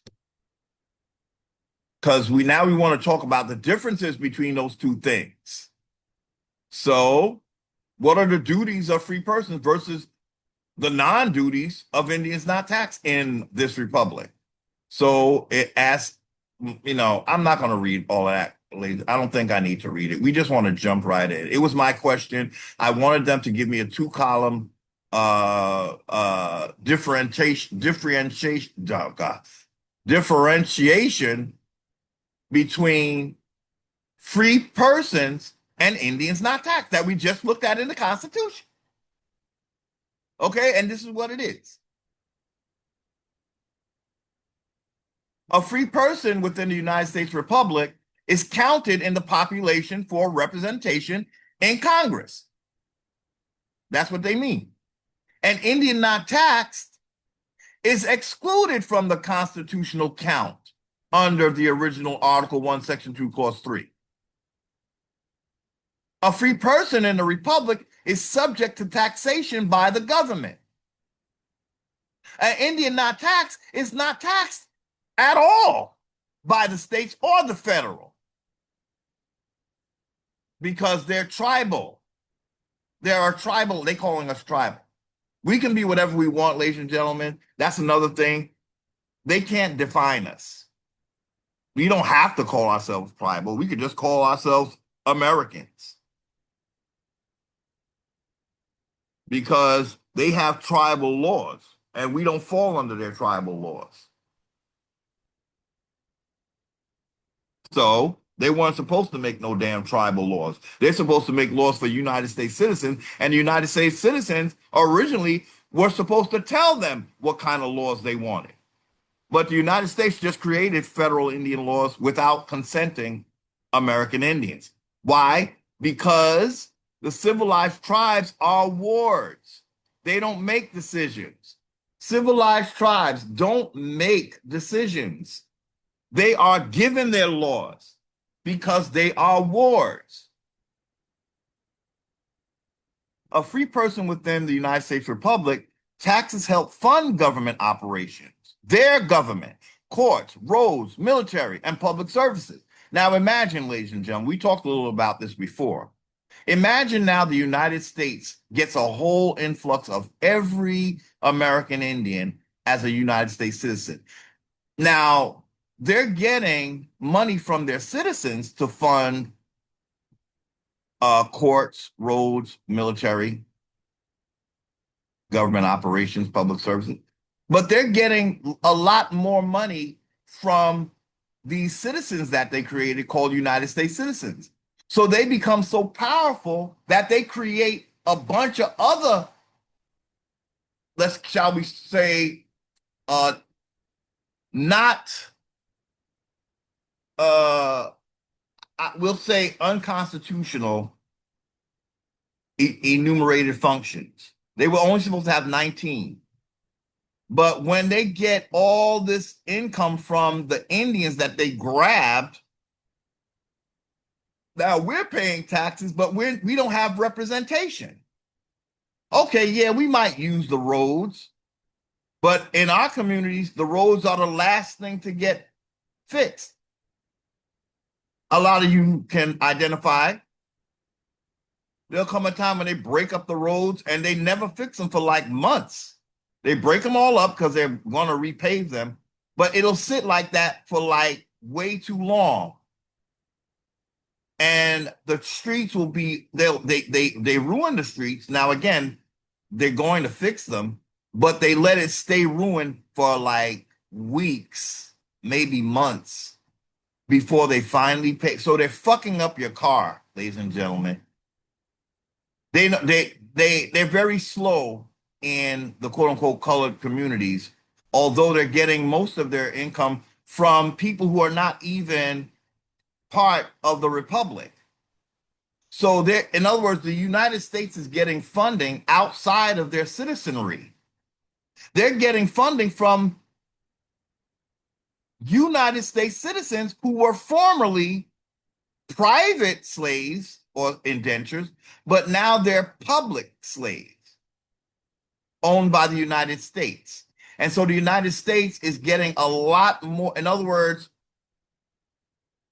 they really are surpassing the citizens because they have more income. As a corporation thrives on income, and they're just like a big old McDonald's. It's so not about rights and so much more about ways of taxing their citizens as well as the United States citizens who have no well, let's put it to you this way.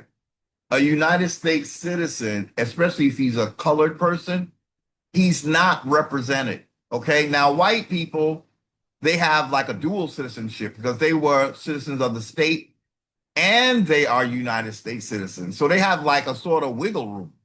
But if you're a Negro United States citizen, that is your primary citizen. You're not a dual citizen, really. You're a resident in the state, not a citizen of the state.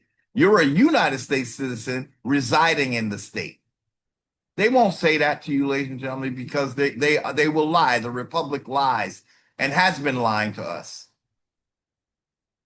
You don't want to take it over because you don't want to inherit all the issues if you just take it over, it never pays for what it did. It could possibly drop that on your lap. We don't want to pick up their baggage. That's why we don't resurrect a republic. What has a republic done for you? as a person of color. What has it done for you? It hasn't done anything for people of color, except, again, school to prison pipeline. I have a brother who works in the field. He vouched for me today. We talked today, earlier today, and I was contemplating doing this video, and I said to myself, I want to be able to ask my brother, who is a CO, a former CO, and ask him, what did the popular, I need to hear it. I need to hear it from someone who sees. And he confirmed it. He worked at Rikers. And he worked at another prison, but it was part of a hospital. I believe he worked in Elmhurst. Yeah. A free person. Oh, yeah. The taxes that they're getting from free persons is for the services that they're providing free persons. But if you're a free person of color, you are not the same as, you don't have a dual citizenship. You just have the United States citizenship. So you don't have representation. If you're just a United States citizen, you don't have state level representation technically. Now they'll let you go through the motions, but it doesn't count because a black thing, excuse me, is dead in law.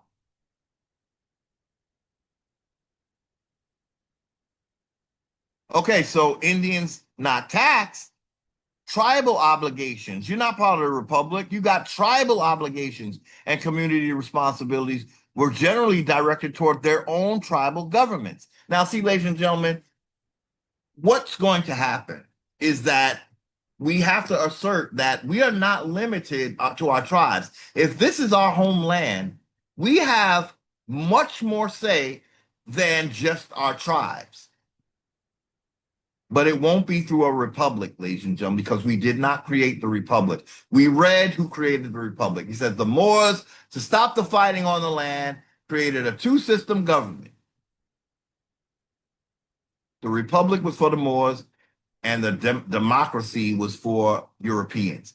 If American Indians created their government, it would not be created that way. It would be for us, and whoever moves here, they go by our traditions. So free persons represented through apportionment of representatives in Congress. So you're represented in Congress. A free person has a representative based on the apportionment of representatives in Congress. Indians not taxed, not included in the original apportionment calculation. They didn't start including us till they created this United States citizenship, which I thought was interesting because I think we'll come across it. But it's just another way where they dump free persons of color into as if they're Indians. So a free person, see, Indian, you're not a free person. A free person is part of the republic. An Indian is a part of a tribe. But our authority, if we get serious and stop trying to be under a foreign government, when we create the government, it will be a mass government. It won't be limited to tribes. It'll be actually the law of America. See, they're trying to limit our authority to a tribe, and we don't even have authority over tribes. We read that Congress has the power to dismantle tribes.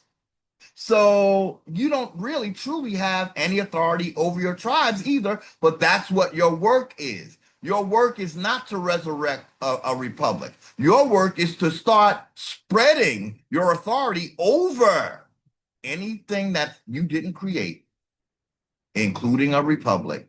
You're not supposed to be part of the republic. You're supposed to be above the republic. And then you have to politely tell them that we don't practice English government here. And this republic practices English law. We don't practice English law because this is America. and we are not trying to be a product of England. England has to, England has to go back to England. Now we will talk a big game about getting foreigners out of here. Well, what if your government is foreign? Are you going to get that out of here too? Or you think, oh, I like their government. I just want to sit in their seats. You're delusional. That's a lot of blood on your hands. That's not what the ancestors want. I mean, if your ancestors are American Indian, that's not what they want. If your ancestors are England, yeah, you want to continue dominating American Indians, of course. And you want a republic. Indians don't want a republic. Indians who know better. So again, free persons are represented through apportionment of representatives in Congress. Indians are not included in the apportionment. That is, they're not included in the count for representation in Congress because they're not represented in Congress. No congressman should be representing an Indian because it's unconstitutional. So again, these people of color that you see that are saying they're Indians, they don't want to go by the Constitution when it says that we're not part of the republic. They're going to override the Constitution. They're already going against their republic because their republic recognized, although they quickly forgot, that Indians are not part of the republic. These Indians are going to bowl over like a bull in a china cabinet and say, yeah, I want to be part of the republic. Well, did you read the fucking Constitution, though? You saying you got to go to experts to understand the Constitution? If you have part of a brain, you'll understand just by reading it yourself that a free person is part of the republic and an Indian is not.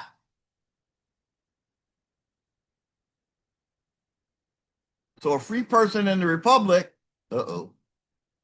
is subject to the civil and political jurisdiction of the republic. So you're a subject to the United States. A subject. Indians not taxed, historically regarded as maintaining separate political relations through their tribes or nation. See, if you notice, ladies and gentlemen, the republic is diminishing the power of Indians over the republic. They keep limiting us to our tribes. That is what we have to overcome, ladies and gentlemen. We have to explain to the system, if I was here when you found me here, this is my land, and you are trespassing. You can't tell me the limitations of my authority. My authority actually includes my authority over you. Ladies and gentlemen, when you break away from what history has taught us, and please listen, history has taught us that an English system came here, right? When that system started to show its true colors, their subjects broke away, right? They thought they did. They kept the system that oppressed them. You got to hear this, ladies and gentlemen. This is the crux of the message of this video. You have to get serious for once in your life and know when you're receiving a word. Here is a word.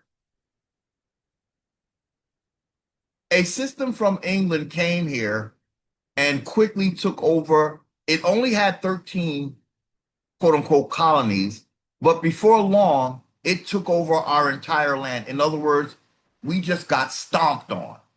It left no place for us. Every inch of our land is now made a state that we did not create. So these states are here, and England is dominating its subjects to the point that they rebel and they overthrow England.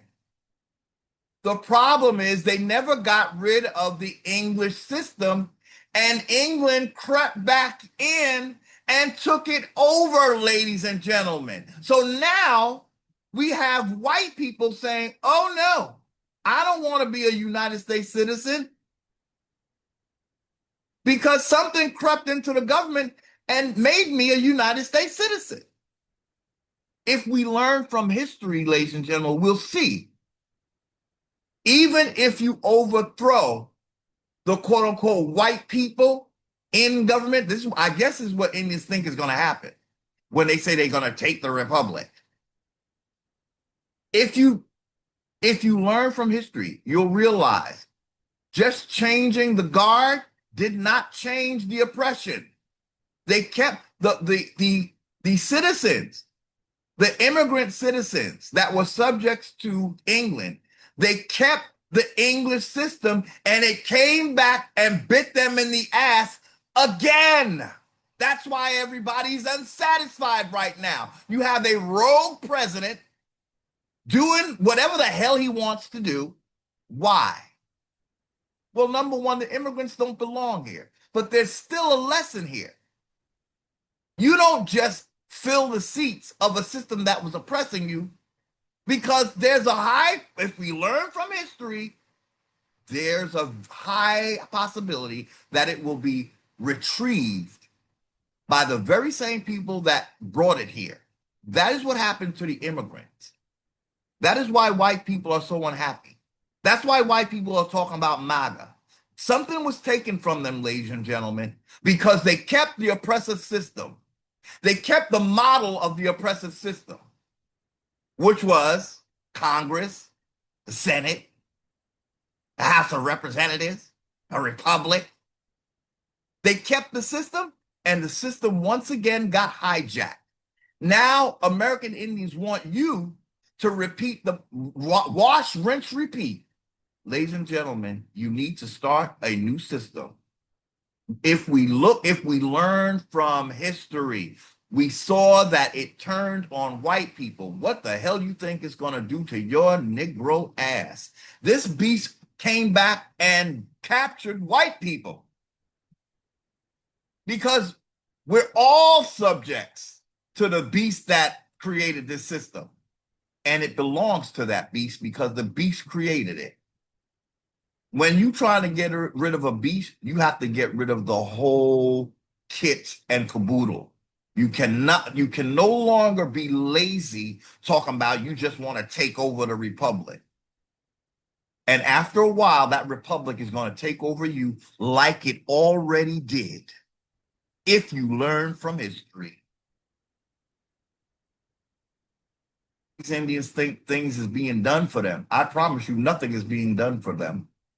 Nothing. They're just reworking the same old bullshit, and it's going to do exactly what it does again and again and again because you're not learning. We've been at this for over 500 years, ladies and gentlemen. I am not doing it again. Whether there's a quote unquote Negropean republic here or not, I am not going to be part of it. And there is nothing they can do to force me. Why? Because I know the law. We just read the Constitution. That's what I'm going to take and push in their face. I'm not part of your, and you better not try to subjugate me. Because we're not doing the whole plenary authority over Indians thing. That's done. That Commerce Clause bullshit. This whole thing is done if Indians focus more on the repudiation of the doctrine of discovery instead of focused on recreating the same thing that's been kicking their ass for over 200 years. If they focused on the thing that repudiated this beast, they're ignoring the damn repudiation of the doctrine of discovery to keep this beast here. Why do they want it here so bad, ladies and gentlemen? Obviously, they've already committed to being foreign. I guess they went so far in their rhetoric saying that they're from Mali and all this shit that they feel like they can't go back to being American Indians because you still want a windmill for Africa, talking about you from Mali. If Indians were in charge, we would say, well, go back to Mali because you ain't doing me no good telling me the wonders of Mali. Well, you need to put your money where your mouth is. I live in America and I'm not interested in going to Mali. I don't know why you're trying to promote this poverty-ridden country to me when I live in a land that has shit and they're just withholding my shit from me. Meanwhile, you from Africa, that shows up as the poorest nation on earth if you look it up. It's not me saying that Africa's poor. It's all them damn statistics and all them surveys that I saw. I'm not putting Africa down. I'm just saying you windmilling and batting for Africa. Take your ass over there. Give them a helping hand. Stop talking big and bad over here, but too punk ass to go live there and stay there and not have anything to do with America. We don't want anything to do with you because you do not promote American Indians. You promote African Americans, colored. You say you're an American Indian, but you're acting like a free person when you say you want this republic. An American Indian doesn't need a republic. So until you figure out your identity, you need to go back to Africa because you're not helping American Indians to take back what is theirs. You keep having them in a share. Let's share your resources. Uh-uh. Uh-uh. Moors don't share. They just slowly encroach until you're hanging off the edge. So no, we're not trying to share things. You had plenty of opportunity to share with us. It never happened. We are wards in this republic. I don't know when people are going to get clear on the fact that this government sees us as wards. Okay? Look it up. Does the United States have a guardianship over Indian tribes? Look it up.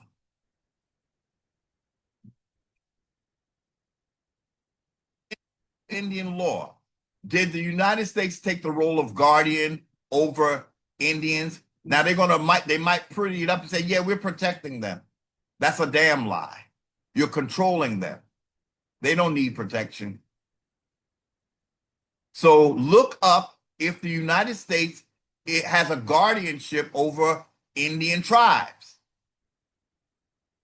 That's what the republic did, ladies and gentlemen. So if you're an Indian arguing for a republic, you are in a conflict of interest.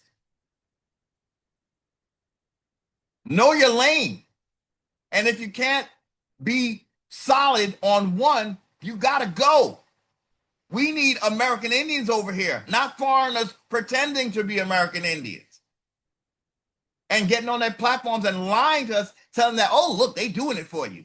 Ain't nobody ever did shit for me in this country except try to force me to take a jab that I did not want and reclassify me and all those other shenanigans. There's no way in hell they're doing anything for me. And if you believe that, you're delusional more than I thought.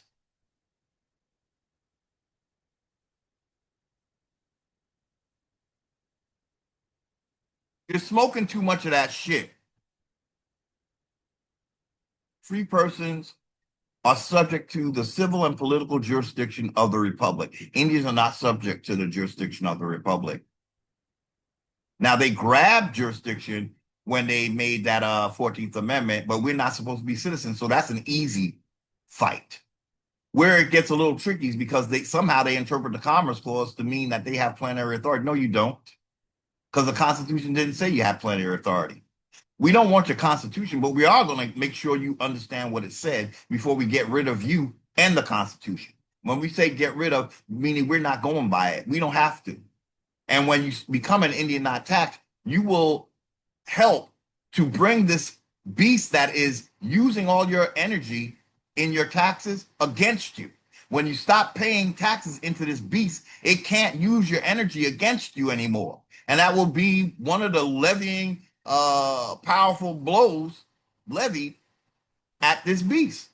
That's just all it's doing is taking your energy and using it against you.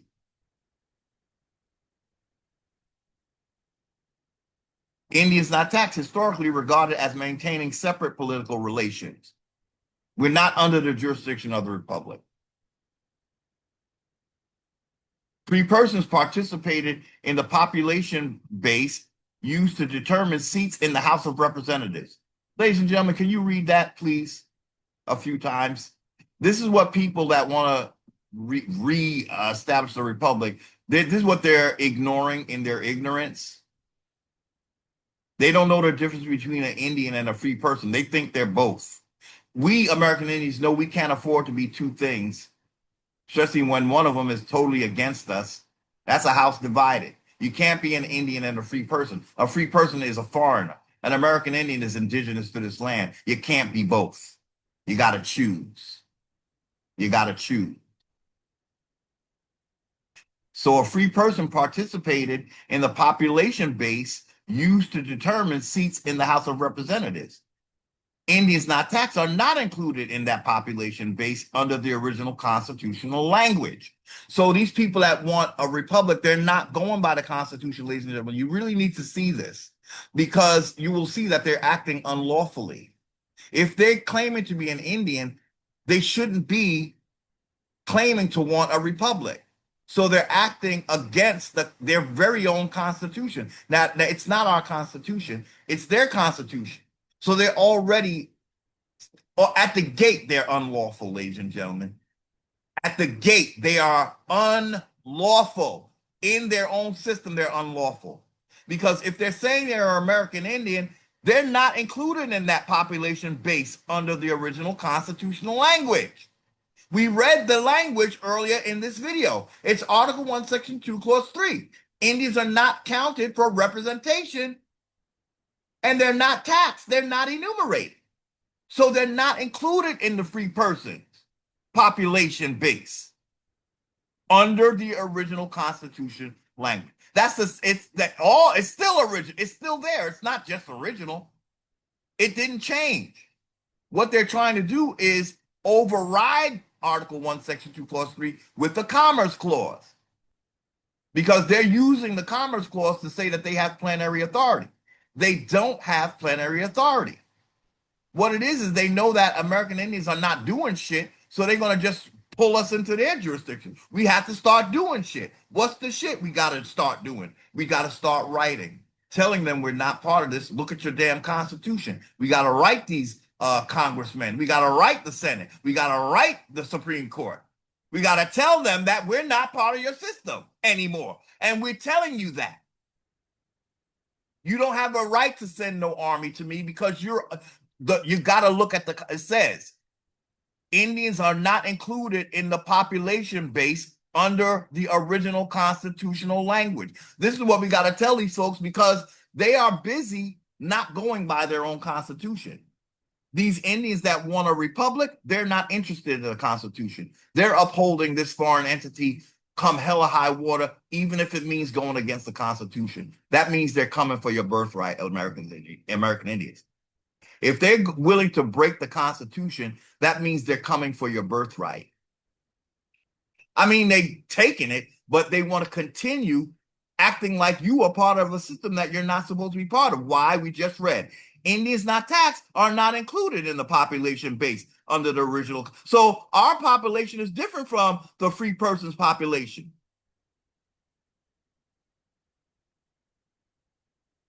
Their population base is used to determine seats in the House of Representatives.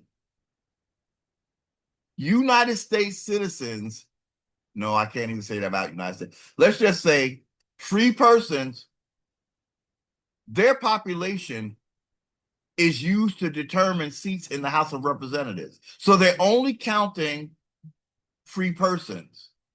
They're not counting Indians, which means Indians are not represented in the House of Representatives because they're not counted to be. They're not even taxed if you go by the Constitution.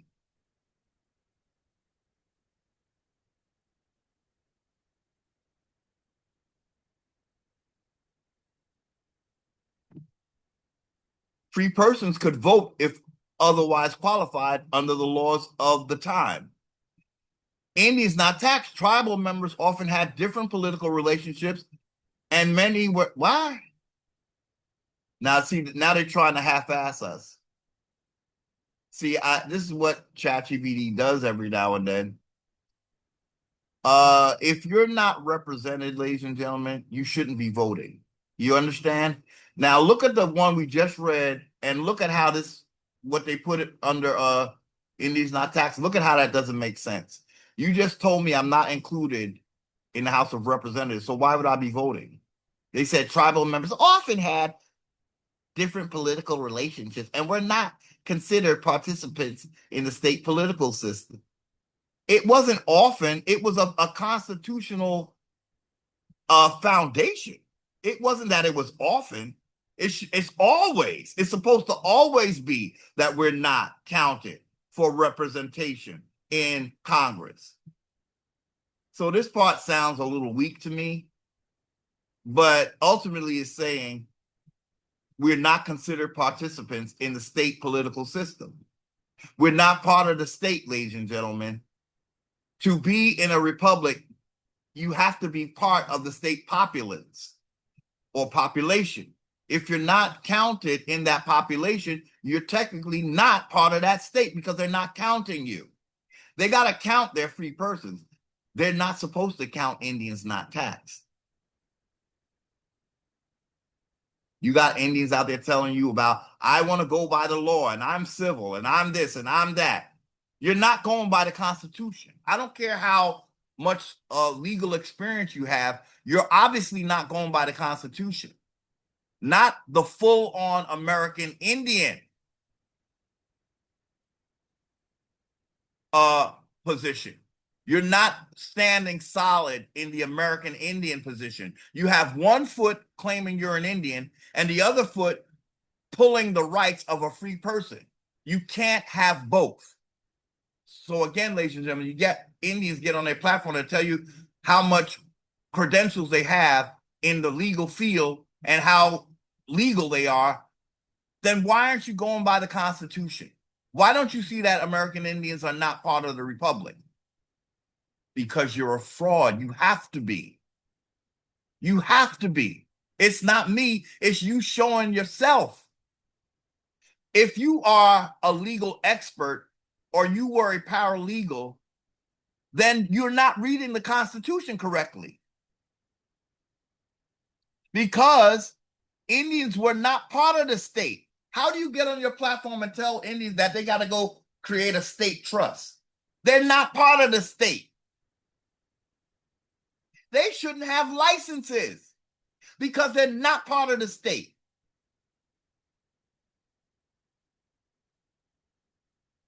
They don't need any state credentials because we're not paying for representation in the state. We're not paying taxes. Indians, this is real simple, but what you have are Indians are just being ignorant. You know, they're just being ignorant. They're marching on like a wooden soldier in March of the Wooden Soldiers. When they march and march, and then they just start, their heads start falling off, their arms start falling. They just march ignorantly and blindly back into subjugation and trying to tell us that, you know, they think they're the Pied Piper with us and shit. That we're so stupid that we just, because you tell me you are, or you got a practical legal expert, you worked as a paralegal and all this shit, then you're not reading the Constitution, are you? But you did all that legal work and you still don't know what the Constitution says. So you're not going to stand for American Indians. You're going to stand for a half free person, half in, and you think you could be half and half? When you're half and half, they're going to grab you and you're going to be a subject in the United States. You've got to be one or the other. Indians, you have to make a decision. Do not listen to these Indians. If you really want a change, you can't keep doing the same thing. You can't keep voting. You can't keep insisting on having a republic that you're not represented in. You're not supposed to be. You're acting unconstitutionally if you're an American Indian insisting on a republic. We look at the damn Constitution, for Christ's sake, even though I'm not talking about the Christ you're talking about.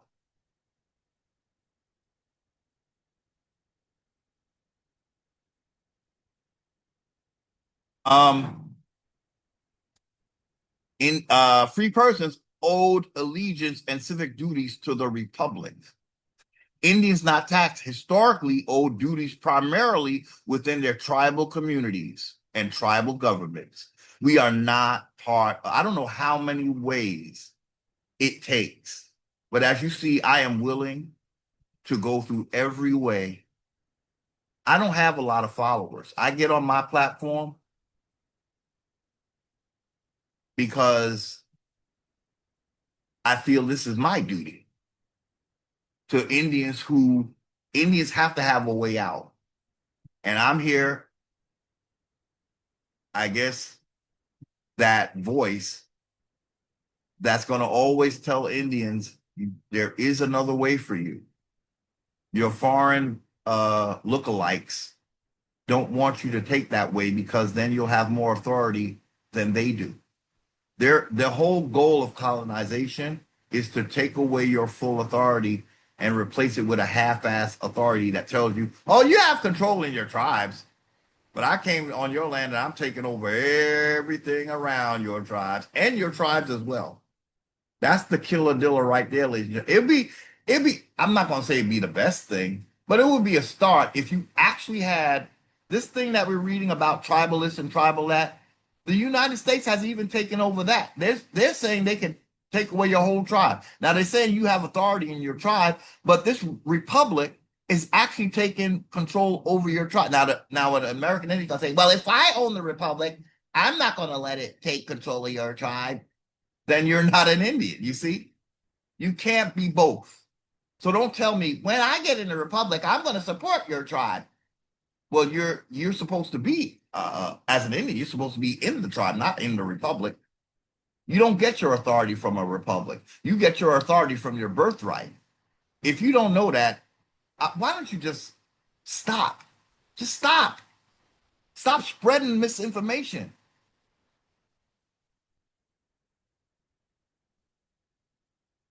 If you don't take the role of authority, then don't speak.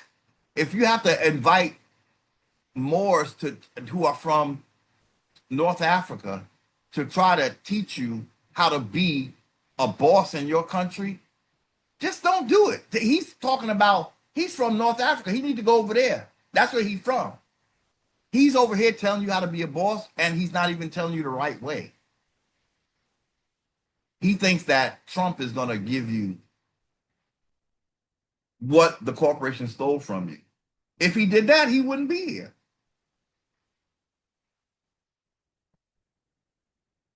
I don't know why Indians think that Trump is working for them. I really don't know why. I promise you, he's hearing state nationals much.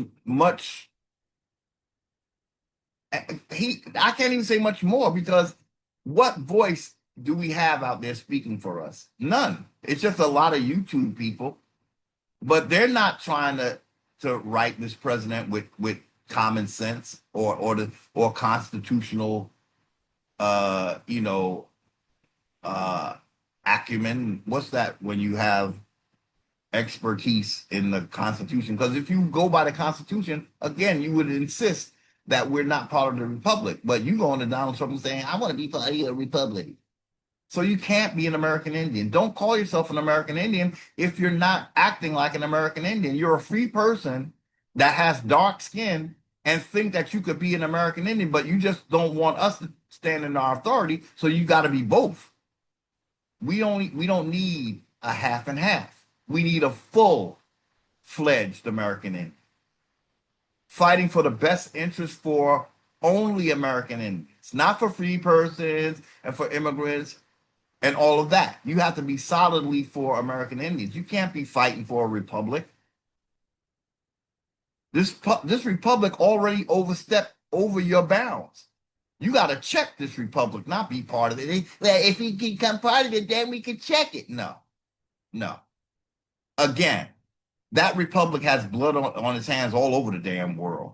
If anything, you inherit all their crimes. It's like you become the republic and somebody needs to throw your ass in jail for all the crimes the republic committed, since you want to be the representative of the republic that you weren't represented in. As an American Indian, you're not. That's what the Constitution says. Did you make up some other Constitution you're going by? Well, that's not part of the republic. You got to go by the Constitution in the republic. And that Constitution says you're not represented in the republic. What is apportionment? So we saw the word apportionment. So I just asked ChatGPT, what does that mean? Because it says you're not accounted for apportionment. Apportionment means the division or distribution of political representation according to the population. Okay. In the United States, apportionment derives I'm sorry, determines how many seats each state receives in the House of Representatives. Indians don't get any seats in the House of Representatives because they're not counted for apportionment. Ladies and gentlemen, do we have to look again? Let's look real quick. Representatives, representatives and direct taxes shall be apportioned. So that's the word we want to figure out. What does that mean? Representatives and direct taxes shall be apportioned among the several states which may be included within this union, according to the numbers of free persons, excluding Indians not taxed. Sometimes if you break it down, it sounds better. Let's read it again a little more stripped down. Representatives and taxes shall be apportioned according to the number of free persons, excluding Indians not taxed.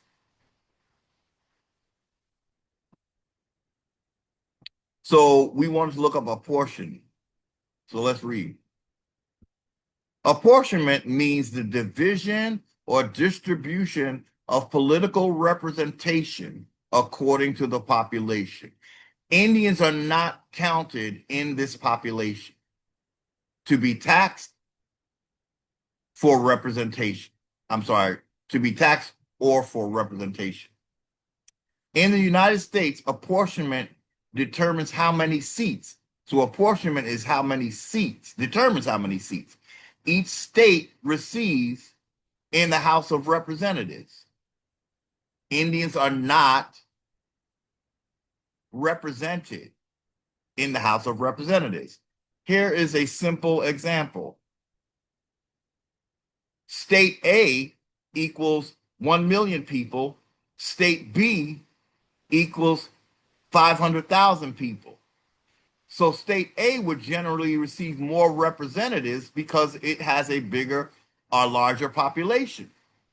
Indians are not counted in that population. Read that again. State A has 1 million people. State B has 500,000 people. So state A would generally receive more representatives because it has a larger population. That's the republic, ladies and gentlemen. The republic is made up of representatives. Under the original constitutional formula, representatives and direct taxes were apportioned among the states according to the population, counting free persons, but excluding Indians not taxed. So you're not counted to be included in the republic. You're not part of the republic. You're not part of the republic. So you can't resurrect a republic because it's not in your best interest. This government has shown that it is financially irresponsible. It is internationally irresponsible. It is domestically irresponsible. And it's unjust in a colorable law system, meaning they're going by what you look like to determine how your criminal justice will. So that means that they have lost their authority. They never had it, but I'm just saying this is why they don't have criminal authority, because they're biased against American Indians. And that's why we are filling the prisons. When you talk about a damn republic, this is a corrupt system with a corrupt history that has to be dealt with, not joined. You don't join in corruption. Ain't that much cleaning up in the fucking world. This is over 200 years of corruption. No, filling those seats is not fixing the problem. No, it's not. The problem is that it's here and it's not something we created. That's why we're not represented in it. We weren't supposed to, but because it's so ratchet and so criminal, it found a way to pull Indians in, so they took away the authority on the land. And the Moors been acting like our representative. Negro, if you don't take your ass to North Africa.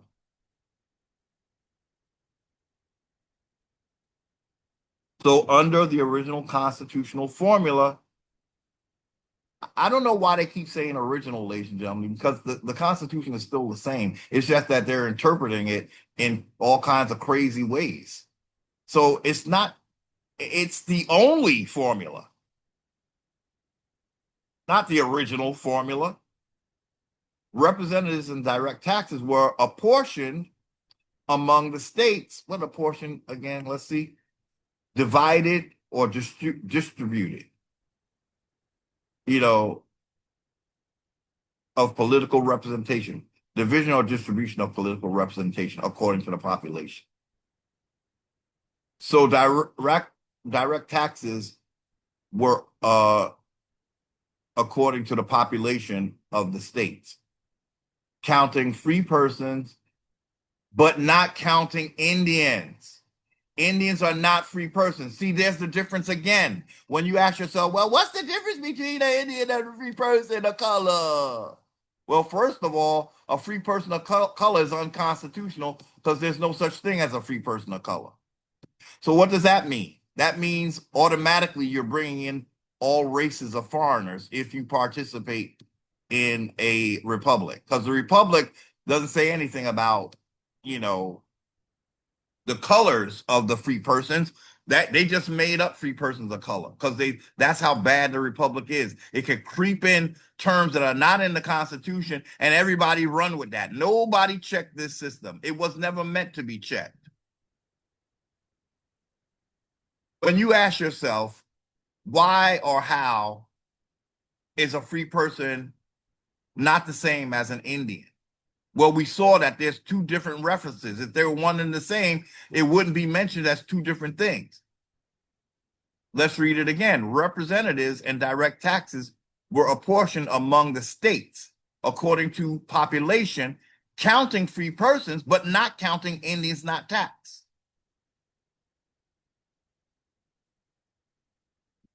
There's your difference. Indians are not counted in the republic, ladies and gentlemen. They're not taxed by the republic. They're not supposed to be enumerated, counted, and they're not represented. When you see Negroes on their platform saying they want to reestablish a republic, they're not going by Indians. They're representing themselves as free persons because Indians are not part of the republic. They're two different things. One is counted and one is not counted. One is taxed and one is not taxed. You see, ladies and gentlemen, why Indians cannot be part of a republic? If you see this, please spread this message. I'm going to ask you to do that because we have a lot of misinformation about this damn republic.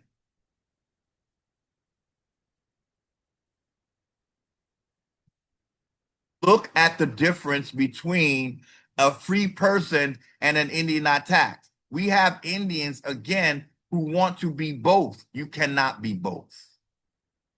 We have lost far too much in this system to want to be two houses divided or one house divided or trying to be two houses in one. We are at the bottom barrel. We have to come out standing strong on one footing. We cannot be both. We should not be both. It's not constitutional to be both. Yet this system will sit back and let you step stupid as if you're both of these things, and it'll allow you to do that because it knows that you're asking to be dominated. You're asking to reduce your legacy to something that England brought to you that has been kicking your ass ever since it got here. You cannot be a free person and an Indian. Indians are not part of a republic. Free persons are. Free persons have duties to the republic. Indians do not. We don't owe the Republic anything, but they are taxing the fuck out of us, and they're getting a lot of revenue from Indians that are not supposed to be taxed. When you Negroes take over the Republic, you're gonna owe we American Indians so much that your Republic is really not gonna be able to function because of what you owe American Indians. But that's just it. You don't want us to exist. So you're trying to transfer us to be free persons of the Republic. That's you're ignoring what this Republic owes us. When you get in those seats, you're not gonna pay it back. You're gonna say, we all the same, see? So let's just be a family because I don't owe you because we won. I am you. You are me. We's are happy. No, we're not. Go home, Moore.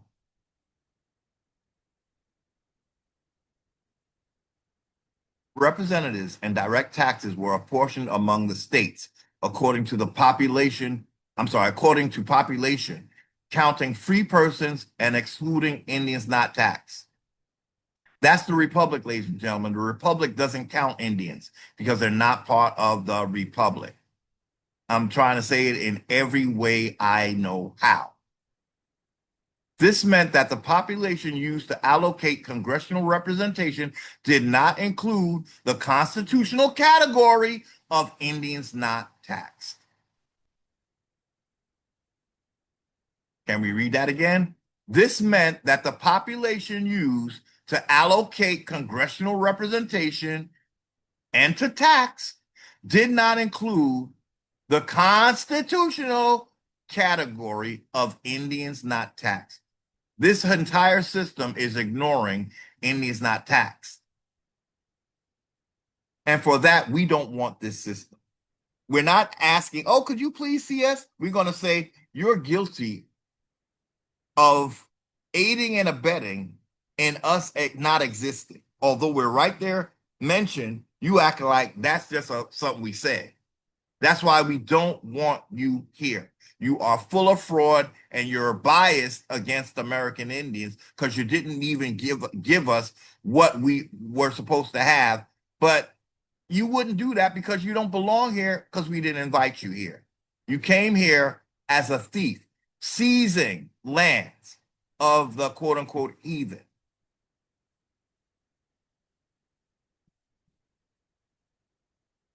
This meant that the population used to allocate congressional representation did not include the constitutional category of Indians not taxed.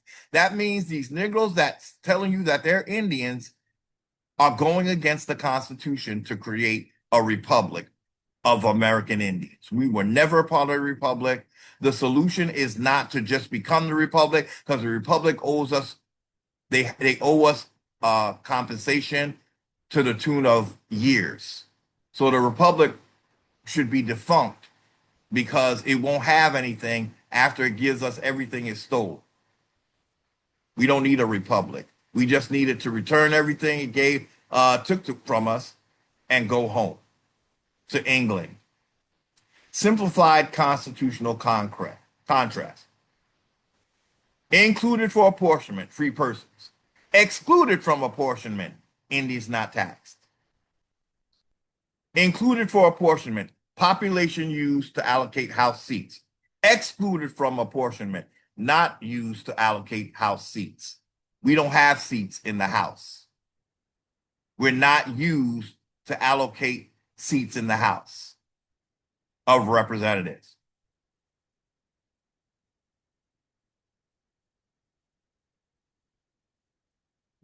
Population used in representation calculations.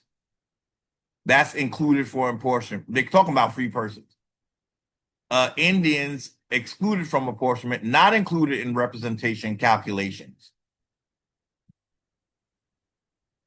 So let's try to make this even simpler, Indians. Say now you're in a classroom, right? And there's Indians in the classroom and there's free persons. Now, free persons can be Negro or Caucasian or Asian or whatever at this point. But originally it was for those who broke away from England. You're in a classroom and it's Indians and free persons.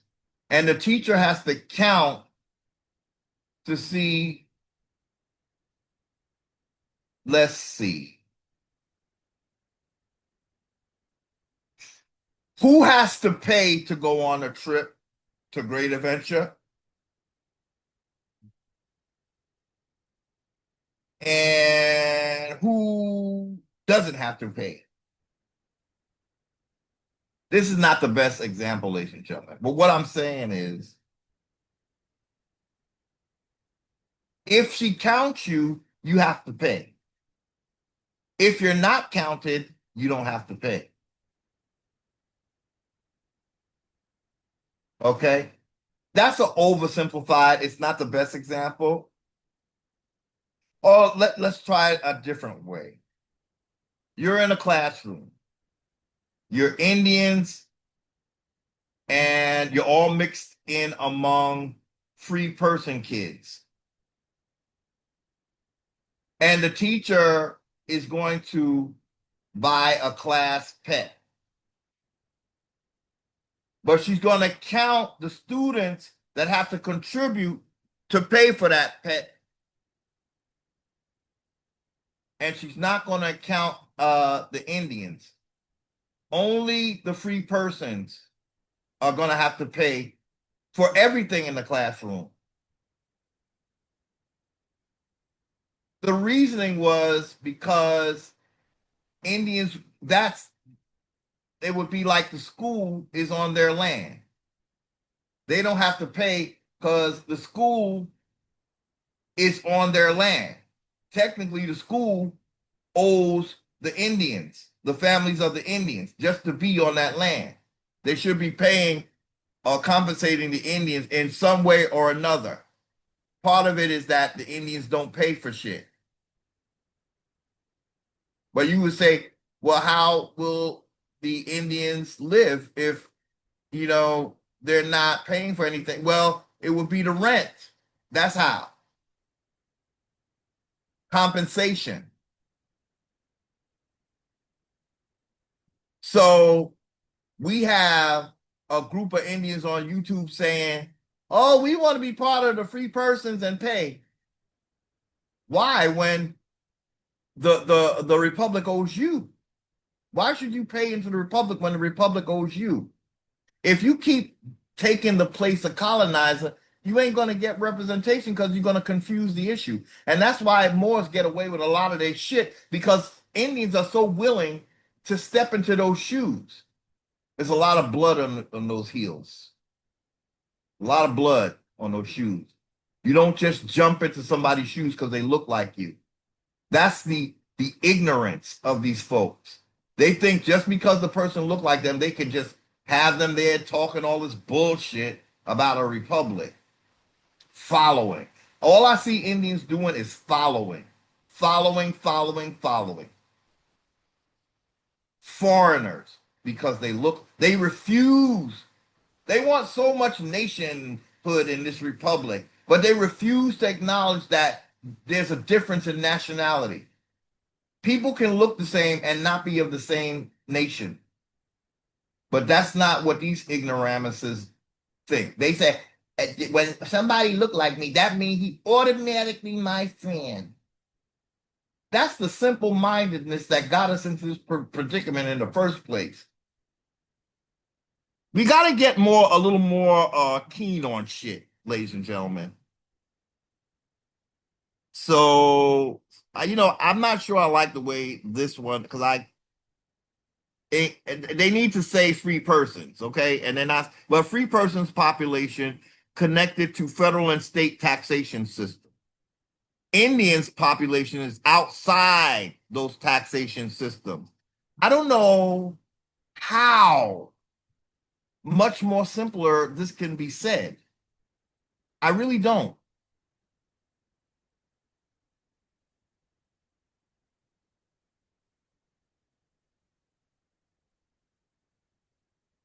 So the left column is all about free persons.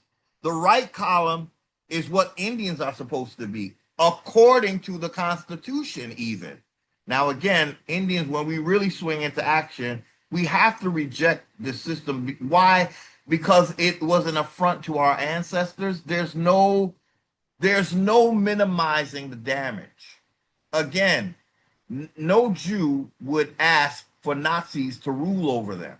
But that's exactly what American Indians are asking. They're asking for a Nazi system. They think that, well, if we just take over the Nazi system, it was created by them. It's not yours. Again, we learn from history that even when the subjects broke away, because they kept the system still turned into a monarchy type of dictatorship because they kept the system. Well, they had no choice because they would have to go home to create their real system. So they're left with a monarchy, but Indians are not. And we have people that's trying to say that that's our only option. We have much more options than a republic, ladies and gentlemen. Make no mistake. So free persons population are connected to federal and state taxation systems. Indian populations are outside the taxation. We're not. They're supposed to look, ladies and gentlemen. I keep saying I don't like to say it because I'm not thrilled with colonizer's money because I know his money has manipulative power, but they're supposed to be paying us as opposed to us paying them. You see what I'm saying? If you become the republic, you owe American Indians. You owe America. We will see. They want to collect all that. They want to keep taxing us, American Indians. People that want the republic, they're going to keep tax. They want that income, ladies and gentlemen. They want that income because they know we're not supposed to be taxed by this republic. So when you see people keep batting for a republic, they're seeing dollar signs. They're not seeing land. They're not seeing your birthright. They say we got to keep these niggas taxed. And they're going to say, well, because we black, can't you give us taxes? We not white, see? No, we're not doing this. We're not doing this. You owe me far too much for me to be paying you. If you would separate from the beast, it wouldn't hit you. But you are the beast. When you see black faces fighting for a republic, please know that that's a Moor. That's the only way I can say it. That's the only way I can say it. An American Indian would be happy to hear what I'm saying. A Moor is not happy to hear it. And they will ignore it. And they will continue to talk about how English law that is the law, and I go by the law. I'm very civil. Well, you're supposed to be more tribal. And you shouldn't be going by laws of England unless you live in England. The system we're in, ladies and gentlemen, is an English system. Now, just because we talk English, it does not mean we originated this system.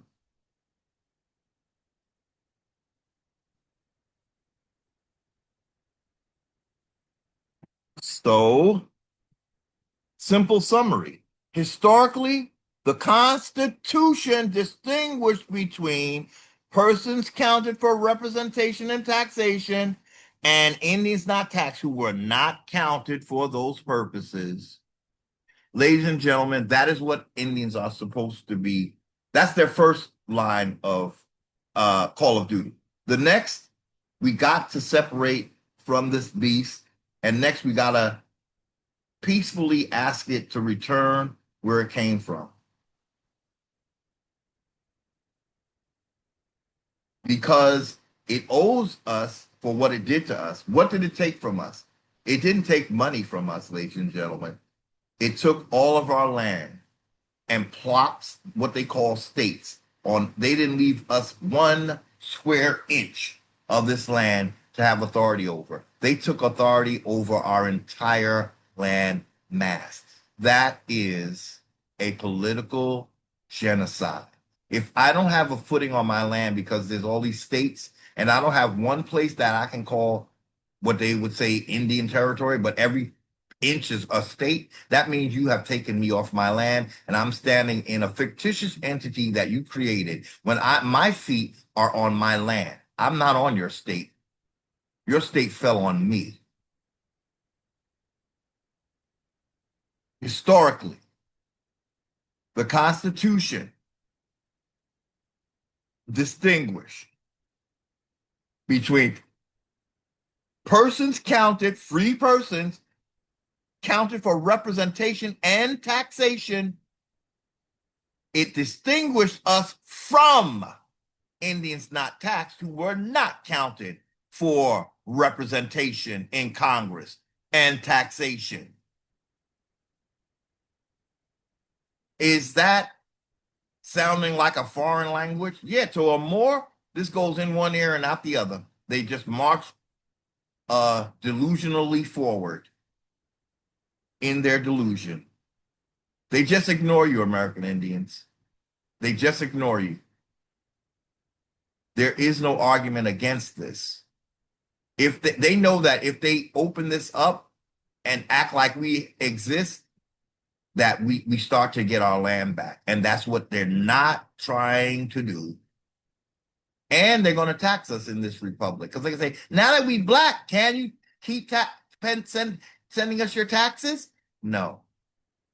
Because the Constitution said I'm not supposed to anyway.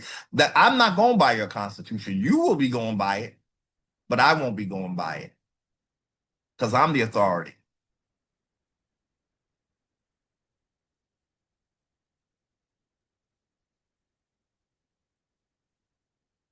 If a Negro Republic takes over, which it won't, but they're trying.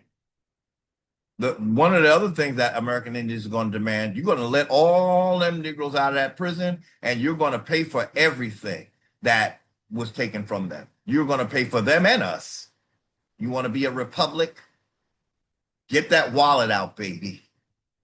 You want to take over for a beast? You the Mighty Mouse come to save the day?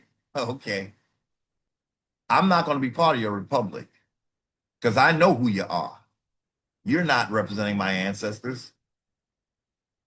You're representing Moors. And all they're interested in is sucking the life out of me and all my people.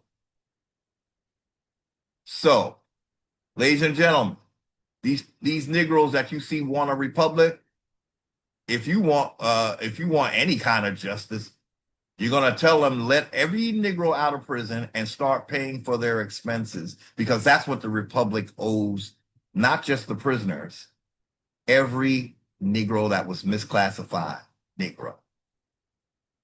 We're not paying you. You're gonna work for free because you owe us everything. The republic was supposed to only meet once a year minimum. So don't think you're going to get in them seats like Congress and sit your black stank ass there all year doing absolutely nothing but dreaming of ways to become a fucking billionaire. Nah, nah, nah. That's what India's going to make you do. The republic won't be this thing that you think it's going to be just because of black faces on it. Well, I guess you understand the struggle since you just like me. Start paying.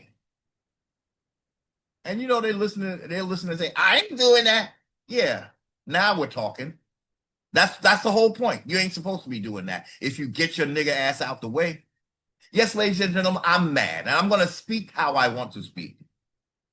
I'm tired of getting not only fooled by every other race, but by blackface too. It's fucking disgusting. You can't accept that shit. And they looking at you like you're a fool. You the one that's going against the Constitution. How am I a fool? Did you read what historically the Constitution distinguished between free persons, part of a republic, and Indians who are not? That's going to be reestablished. So your republic won't be this billionaire making thing that it is now.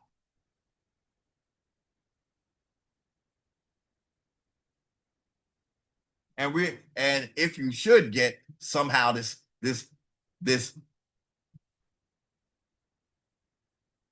damned republic, you will not be funneling any money to England. Just forget about that. Indians are going to have to see. I'm not even trying to have no damn republic, but I'm just letting them know it's not going to be that ride that it was. If it ever should happen, you ain't gonna be funneling money to nobody, but you're gonna be paying all the Negroes that were misclassified. Shit is free for us.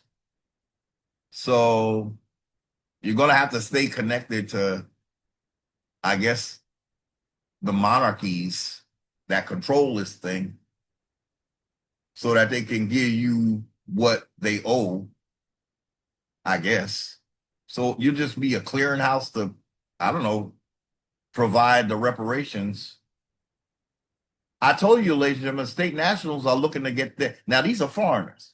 When you think I'm crazy for saying that all our bills are supposed to be paid because we've been robbed for over 500 years, well, the state nationals are saying that the republic owes them, and they should have everything prepaid. That's what they call it, prepaid. For us, it's compensation. But state nationals, the republic that they're looking for is the one that's going to not pay for not. I'm sorry, that's going to pay for all of the state nationals say they're going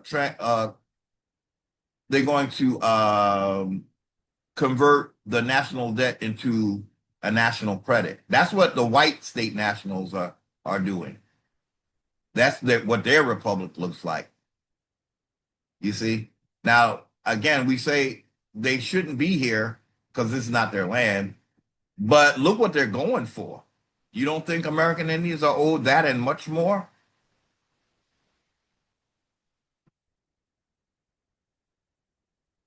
So let's read the simple summary, and I think we'll close out. Historically, the Constitution, not Heru, the Constitution, distinguished, made a difference. They are not one and the same between persons, free persons, counted for representation and taxation, and Indians not taxed who were not counted for representation in Congress and taxation.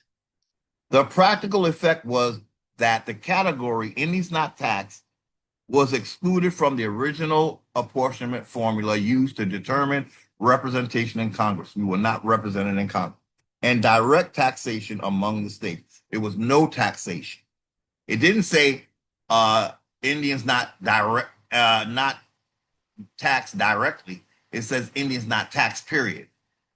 Their political and civic obligations were generally understood to lie within their own tribal communities rather than within the state taxation and government representation system that apply to most other inhabitants of the republic.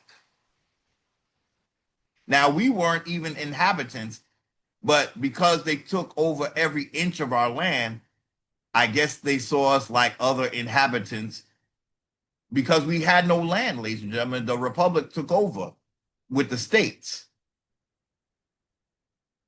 And there's their little disclaimer, but that's not stopping them from using ChatGPT and likewise AI in the legal system. So if it's good enough for the legal system, it has to be good enough for us, ladies and gentlemen. The use of ChatGPT. Okay. So again, they're saying that because we're not part of the republic, our duties lied within our communities, our tribal communities. But they broke up our tribes. Remember, ladies and gentlemen? That's what the Dawes Act was about. And then they turned our tribal land into allotments, so it was a lot smaller. You didn't have all that land that your tribe had because they were too busy giving that to every Tom, Dick, and Harry. So they gave you like a plot, and that became like like your house and your little yard. That was the allotment. That's why they call it a block and lot. Well, we own every piece of blocks and every piece of lot on this land. It has not been conveyed through lawful means because no one would ever give away or sell their entire continent. No one would ever do that. It's like selling themselves into slavery. After you sell your entire, all of these states and every inch of your land is belongs to some foreigner, what the hell do you think they're going to do to you? Just what they did to us. Make you a non-entity, a black, a Negro, a color. Can't you see that that's what the Republic did? You should be running from a republic. You should be condemning a republic in a peaceful, loving manner. You should be condemning, damning a republic to hell where it came from. Not saying, "Ooh, I want to be part of this." Energetically, something is off.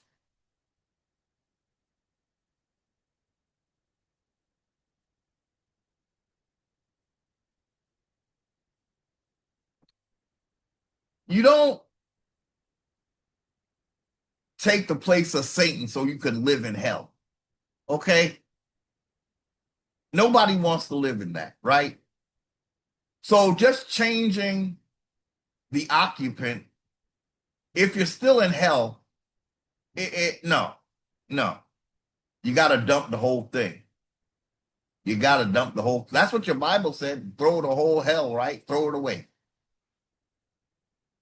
And the whole thing was thrown away. You don't go live in hell. Say, if I go in hell, it'll be a cooler place. No. If I just put a bunch of niggers in here, it's going to be a cooler place. No. This republic owes a lot, yo. Now, I don't think they just owe American Indians. I think they owe a lot more other folks that they fucked over. You don't take ownership of a piece of shit like this. I'm sorry. I'm very sorry. You just stand where you are, be the sovereign American Indian you are, and ask this thing to start compensating us because it no longer has authority. No. Peaceful, civil, whatever they, again, I hate using their word because apparently there's no such thing as civil, and what they did to us was anything but civil. If I'm supposed to believe that civil is a worthy word, some kind of benevolent word. They sure certainly were not civil to us. So, ladies and gentlemen, I think we just want to say that we can't risk a system that tries to limit us to just a little tribe. No, we're supposed to have authority over all this land, not just where you tell me I can have authority. I'm the one that tells you where you can go on this land. If Indians settle for anything less than that, I promise you, you're going to get fucked over again. I promise you. This is an all or nothing type of deal. It's not give me a little bit and you could have all the rest of my shit. That's not how it works. That's not how it works. So I think we're going to close out here. We were looking at a conversation we had with ChatGPT, duties of free persons versus Indians not taxed. Indians not taxed were not part of a republic. Anybody is telling you otherwise, they are lying to you. Respectfully, they are misleading you at best. Till next time, thank you so much for watching. Be and stay. First contact, American Indians.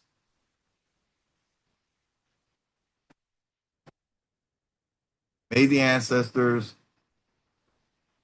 open your eyes so that you will not be able to unsee what you saw.